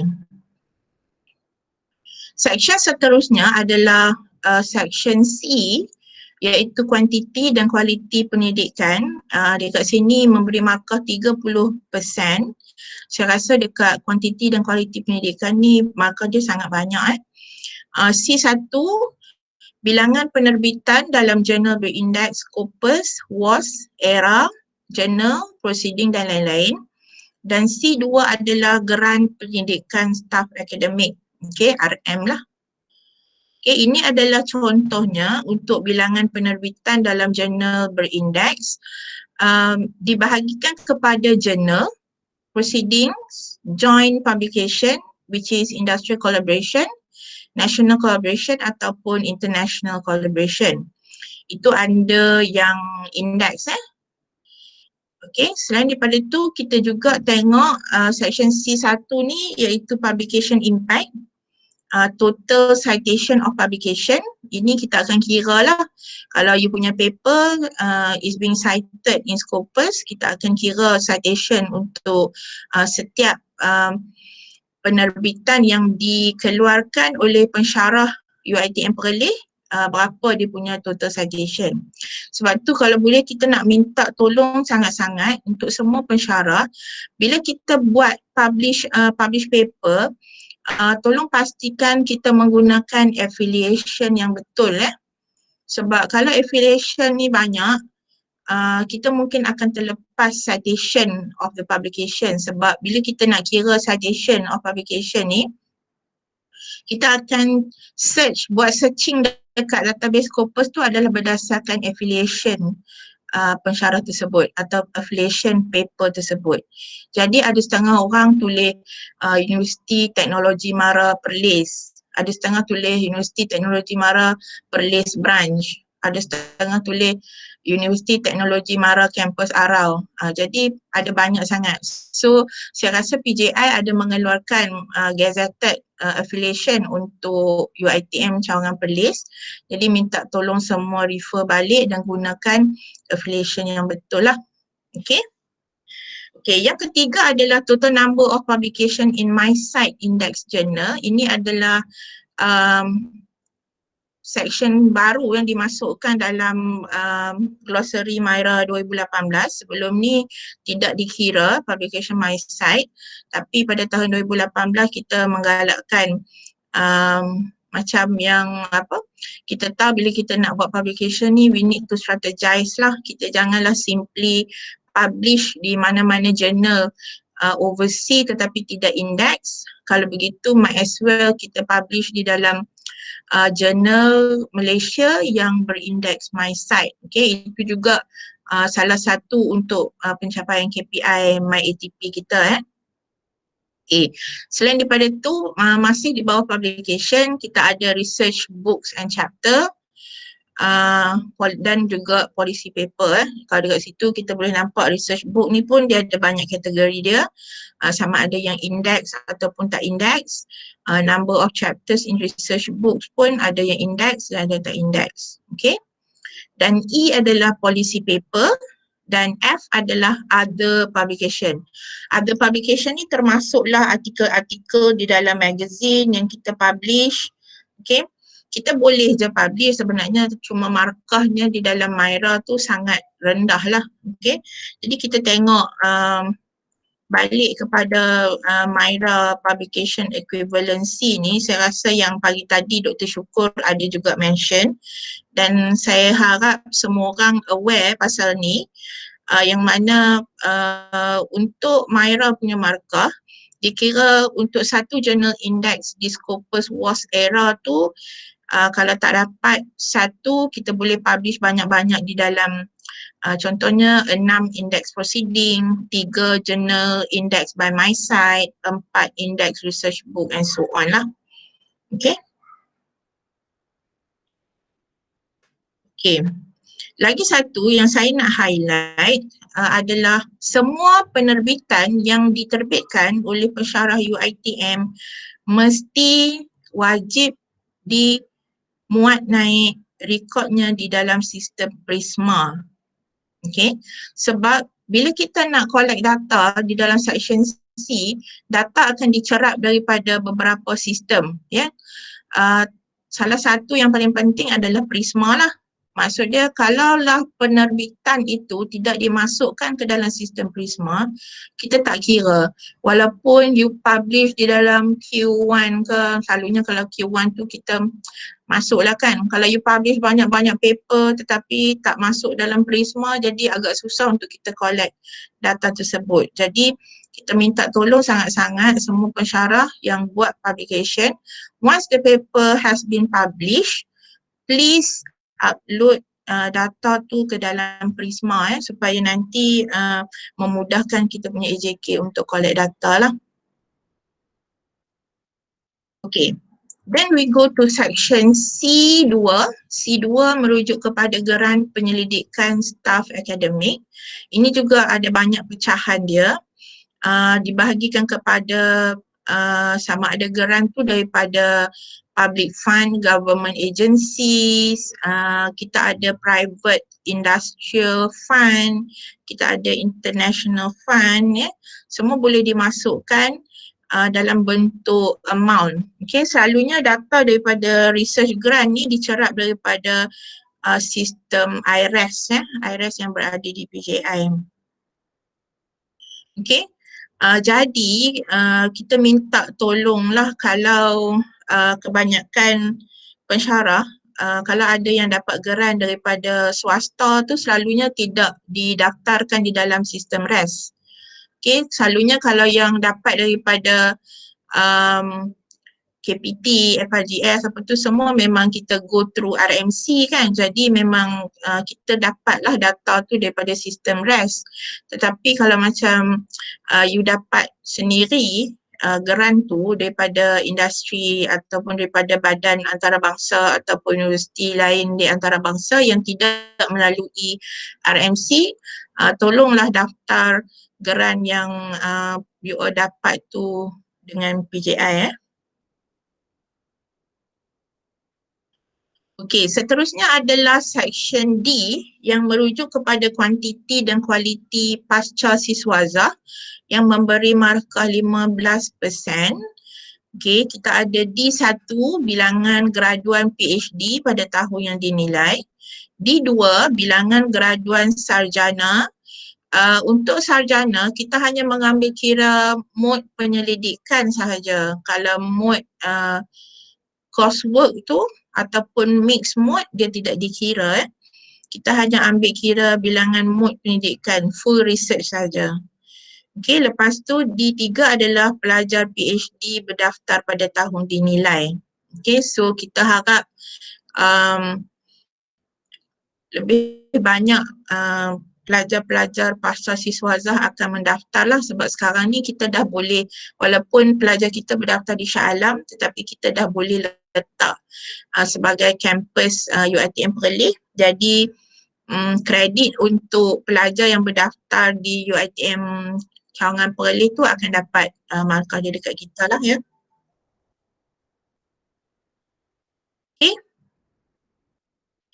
Okey, seterusnya adalah section E, inovasi, yang memberi markah 10%. Sebenarnya dalam inovasi ni ada banyak subsection A, B, C, tapi selalunya kita tak ada lah sebab saya rasa subsection E satu semua tu sangat susah untuk kita dapat sebab dia adalah macam pattern semua tu. Tetapi kita cuba untuk fokuskan dan galakkan pensyarah-pensyarah kita untuk berdaftar di bawah section E4 di bawah lain-lain IPRS, iaitu semua hak cipta atau copyright perlu berdaftar dengan MYPO atau Badan Antarabangsa yang setara. Kita cuba fokuskan kepada copyright saja sebab kita tahu copyright lebih senang untuk didaftarkan. Okay, tetapi kena pastikan pendaftaran itu mestilah mempunyai bukti-bukti yang disertakan. Okay. Bermula daripada section C ni, dia sebenarnya MYRA ni bila kita buat something, kita perlu tunjukkan evidence, surat, dalam bentuk surat atau sebagainya lah, menunjukkan bahawa kita betul-betul buat benda tu lah. Jadi semua record yang kita masukkan atau data yang kita collect itu perlu disertakan dengan evidence ya. Macam dekat sini kita ada pendaftaran MYPO, saya rasa di bawah Dr. Nafisa. Okay. Kalau pendaftaran copyright tu memang kita nak surat macam ni daripada MYPO. Okay. Ataupun yang di sebelah kanan tu kita boleh nampak logo idea yang telah didaftarkan di bawah trademark. Okay. Juga perlu disertakan dengan sijil macam ni lah baru kita terima. Okay. Okay, yang seterusnya adalah section F, khidmat profesional dan hadiah. Section F ni menyumbang sebanyak 7% markah. F1 adalah jumlah pendapatan kasar daripada aktiviti R&D yang diterima melalui kursus latihan program bukan ijazah. F2 adalah jumlah pendapatan kasar daripada aktiviti persidangan, seminar dan program perkongsian ilmu yang dianjurkan dalam bidang kepakaran. F3 adalah jumlah pendapatan kasar daripada aktiviti pengkomersialan, perlesenan teknologi, pengetahuan ataupun jualan terus. Okay. So kita boleh tengok dekat sini kalaulah para pensyarah kita buat training, sekarang ni banyak buat webinar kan. Okay. Buat webinar boleh dimasukkan di bawah jumlah pendapatan kasar, tetapi mestilah aktivitinya mestilah melibatkan aktiviti yang berbentuk penyelidikan lah. Okay. So boleh masukkan. Cumanya yang paling penting adalah duit yang diterima perlulah disalurkan ke dalam penyata bendahari. Maksud dia kalau you buat webinar atau training, kursus ke apa-apa yang menjana pendapatan, jangan collect duit sendirilah. Duit tu kena masuk sebab nanti pembuktian tu perlu ditunjukkan daripada ledger yang kita akan minta daripada bendahari. Okay, untuk menunjukkan bukti bahawa duit sekian-sekian dah masuk dan berkaitan dan dibayar untuk seminar yang dianjurkan oleh orang-orang ni lah. Right? Okay. Ni contohnya lah. Maksud dia kita perlu, ini tak apa, tuan pun tak perlu bagi dekat kita, nanti AJK kita yang akan pergi jumpa bendahari dan dapatkan bukti ni daripada pihak bendahari. Okay. Sama juga section F2, jumlah pendapatan kasar daripada aktiviti persidangan, seminar dan program perkongsian ilmu yang dianjurkan dalam bidang kepakaran. Yang ni selalunya kita banyak collect duit daripada contohnya program idea, kita ada buat inovasi, ada buat conference, tu semua income tu akan diambil kira. Okay, kita juga boleh lah kalau nak buat seminar atau program knowledge sharing macam tu pun boleh. Okay, sama juga jumlah wang mestilah disalurkan ke dalam penyata bendahari. Kalau collect duit cash sendiri, kita tak kira. Okay, dan last sekali untuk section F adalah gross income, jumlah pendapatan kasar daripada aktiviti pengkomersialan, perlasanan teknologi pengetahuan dan jualan terus. Okay, contohnya kalau yang kita selalu dapat data ni adalah macam jualan daripada harum manis atau hasil-hasil ladang. Okay, kalau ada rakan-rakan semua yang buat produk commercialization, boleh jugalah, tapi perlulah didaftarkan dan duit perlu masuk ke dalam akaun bendahari UiTM, jangan perlis.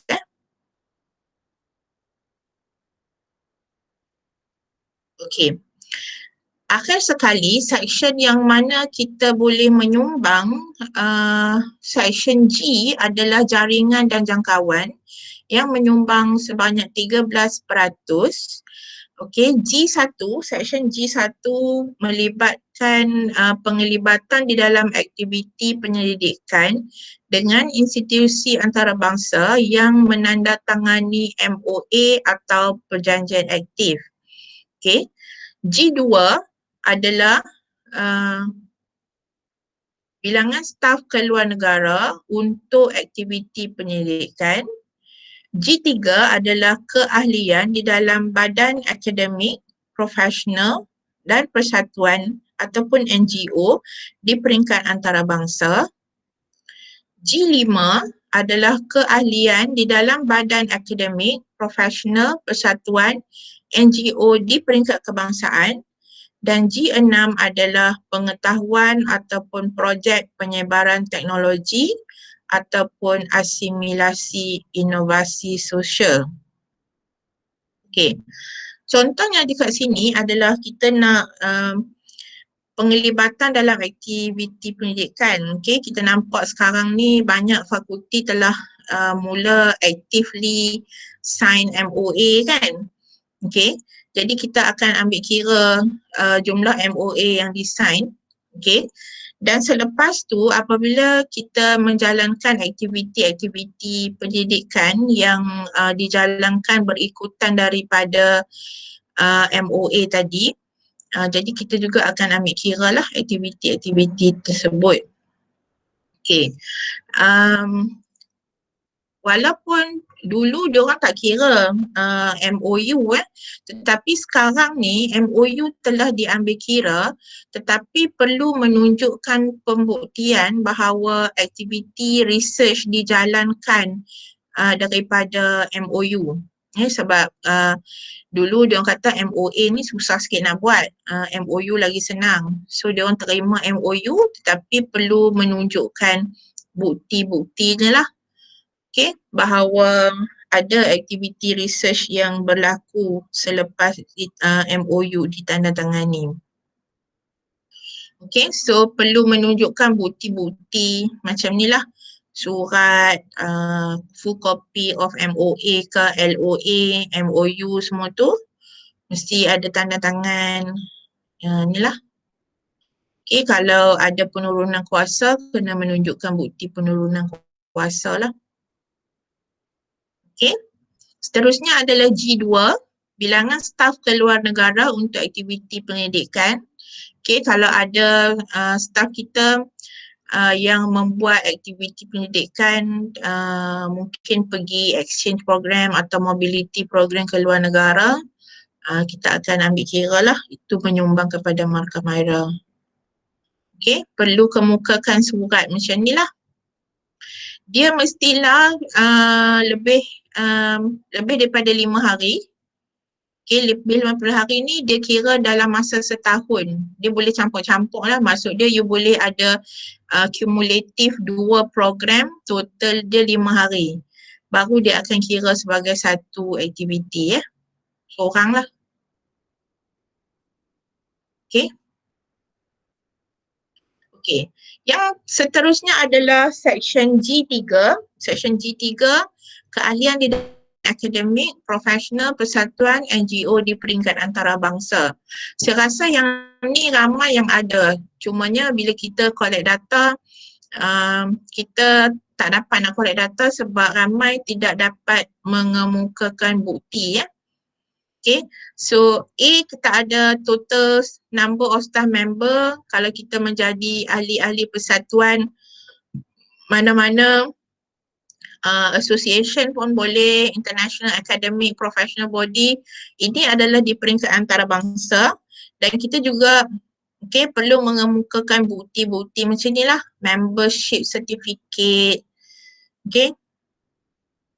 kalau ada kad IEEE macam ni pun boleh dikemukakan, photostat ke, tangkap gambar ke, scan ke. Macam ni, the professional qualification.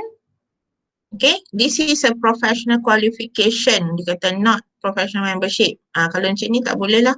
Ini professional qualification tadi akan masuk di section B yang awal-awal tadi saya bagi tahu tu.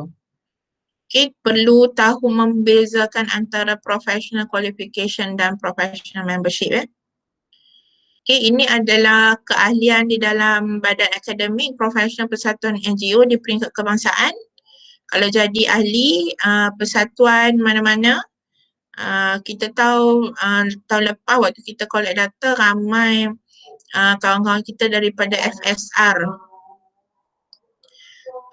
Orang azan lah, saya berhenti sekejap Boleh Doktor, boleh.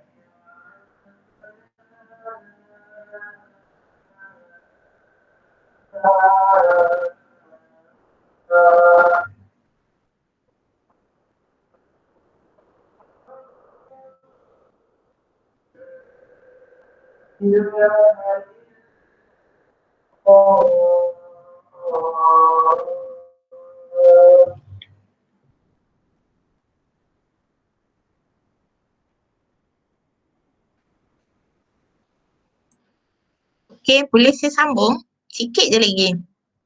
Boleh Doktor. Okay, tadi kita tengok keahlian di dalam badan akademik di peringkat antarabangsa dan juga di peringkat kebangsaan lah. Maksudnya kalau ada yang jadi member persatuan-persatuan boleh masukkan. Kita tengok tahun lepas ada ramai kawan-kawan kita daripada FSR Fakulti Sains Sukan yang mengemukakan banyak jadi ahli kepada persatuan-persatuan sukan Okay. Okay. So perlulah mengemukakan bukti-bukti macam ni lah. Okay. Ada surat lantikan atau surat yang dikeluarkan oleh badan ataupun persatuan tersebut ataupun kalau ada kad membership pun boleh lah. Okay. Yang ni dia tak terima sebab ini adalah professional qualification bukan professional membership Jangan confuse pula badan profesional yang tadi tu, yang awal-awal tu adalah badan profesional qualification. Okay, G6 adalah pengetahuan ataupun projek penyebaran teknologi, asimilasi ataupun inovasi sosial. Okay. Ramai kawan-kawan kita yang buat projek yang mana melibatkan komuniti ya. Tapi kita kena tengok juga projek komuniti yang kita cuba untuk capture data dia akan kita nak projek komuniti yang dipanggil berimpak tinggi ya. Apa maksud berimpak tinggi? Dia mestilah ada elemen of knowledge transfer di situ. Barulah dia dianggap sebagai projek komuniti berimpak tinggi. Contoh yang saya bagi di sini ya.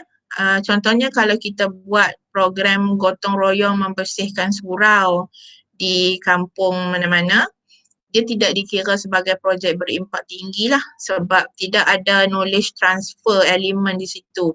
Kita cuma pergi cuci-cuci surau, lepas tu buat kenduri, makan-makan, macam tu kan. Okay, kita nak berlakunya knowledge transfer di antara staff daripada UiTM sendiri. Mestilah kepakaran tu mesti datang daripada pensyarah UiTM Perlis. Dan kepakaran itu ditransfer kepada komuniti lah, penduduk-penduduk di mana. Dia tak semestinya teknologi yang tinggi ni. Kalau kita, mungkin selalunya saya bagi contoh rakan-rakan yang selalu buat program ni yang kita pernah collect data adalah daripada Marine yang mana diorang ada projek dekat Pulau Tuba. Contohnya pergi ajar penduduk di Pulau Tuba macam mana nak proses makanan laut. Itu ada elemen knowledge transfer di situ. Jadi boleh dikira di bawah section G6. Okay.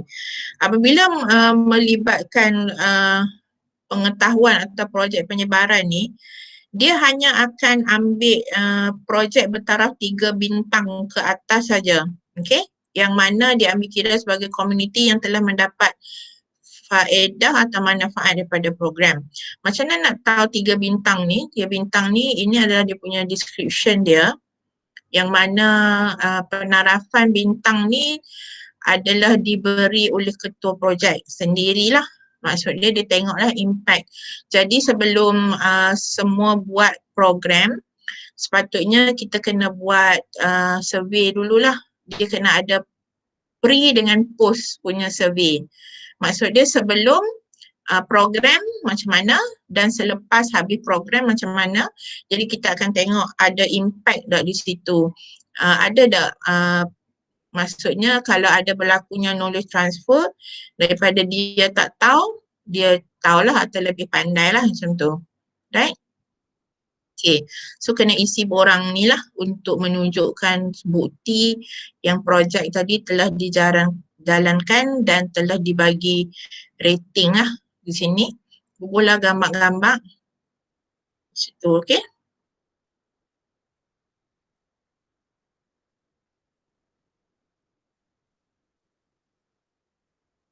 Ini adalah laporan impak jalinan komuniti ataupun penarafan bintang yang saya sebut tadi lah. Dia adalah self-assessment sebenarnya. Kita yang menentukan berapa bintang projek yang kita buat tu. Okay. Di sini dan akhirnya kita bagi rating lah. Okay, lepas tu bagilah kat bawah tu Dr. Syukur sign untuk approve declaration apa semua tu.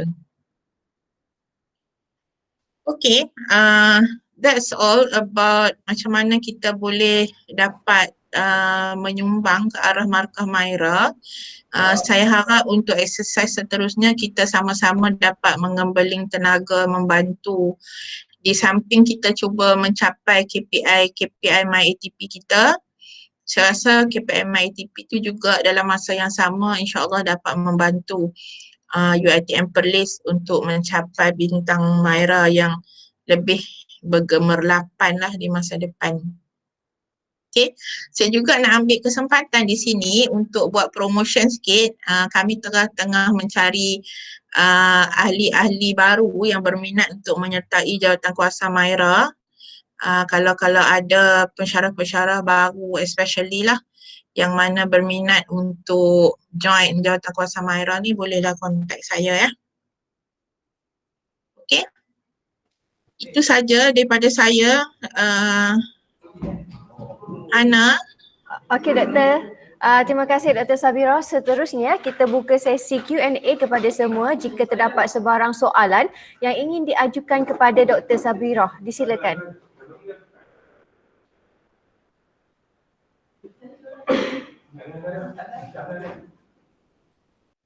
Ada soalan? Semua faham? Okey, jika tiada soalan, di sini saya terdapat satu soalan Doktor. Dalam kita menyumbang kepada rating MYRA campus, dalam masa yang sama, sudah tentu kita ingin memberi sumbangan kepada rating MYRA campus Indo. Jadi, bagaimanakah caranya untuk memastikan markah MYRA dapat disumbang kepada kedua-dua kampus dan juga kampus Indo?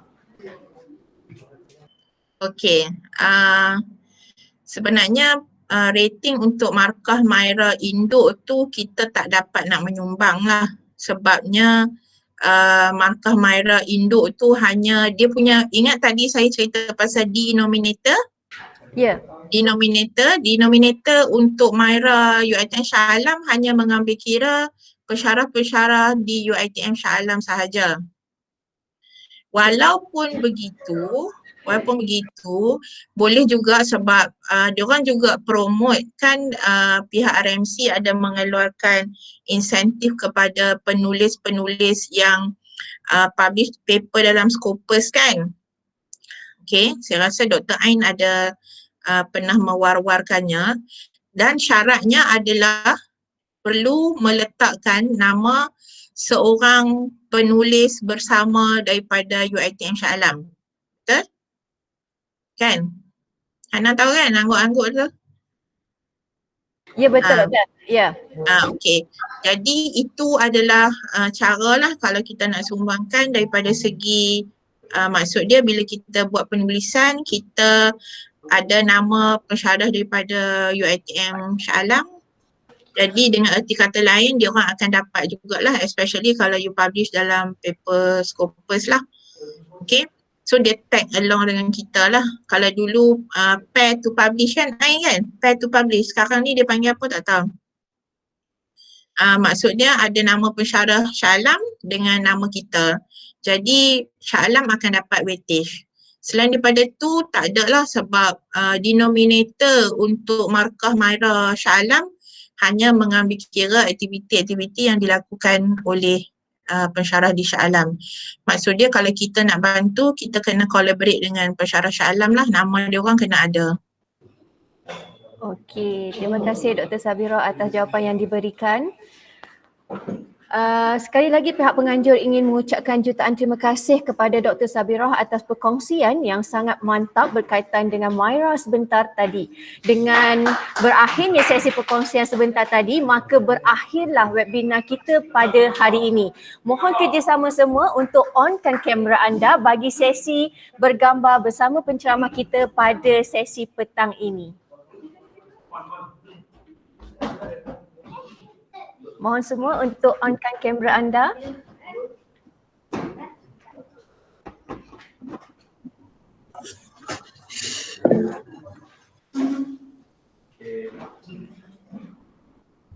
Okey.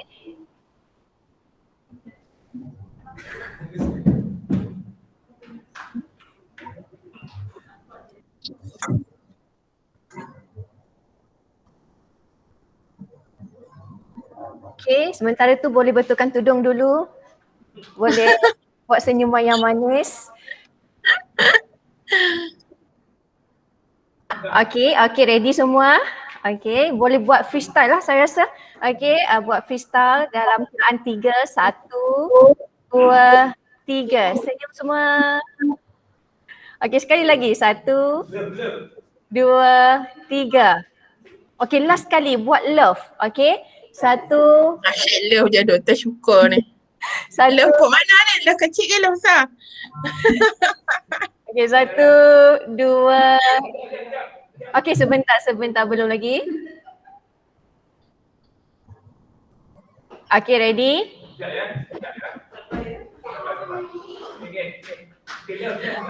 Okay, ready? 1, 2, 3. Okay, terima kasih semua atas kerjasama yang diberikan. Para peserta semua, saya berharap anda semua akan terus setia bersama kami pada esok hari dalam program yang sama.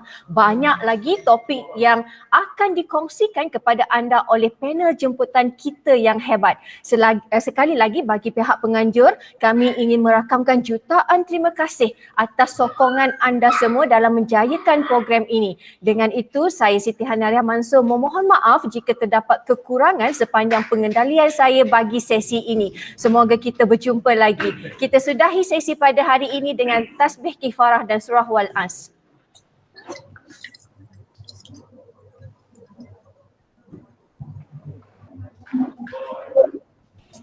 Dengan itu wabillahi taufiq wal hidayah. Assalamualaikum warahmatullahi wabarakatuh. Jumpa lagi esok. Terima kasih semua.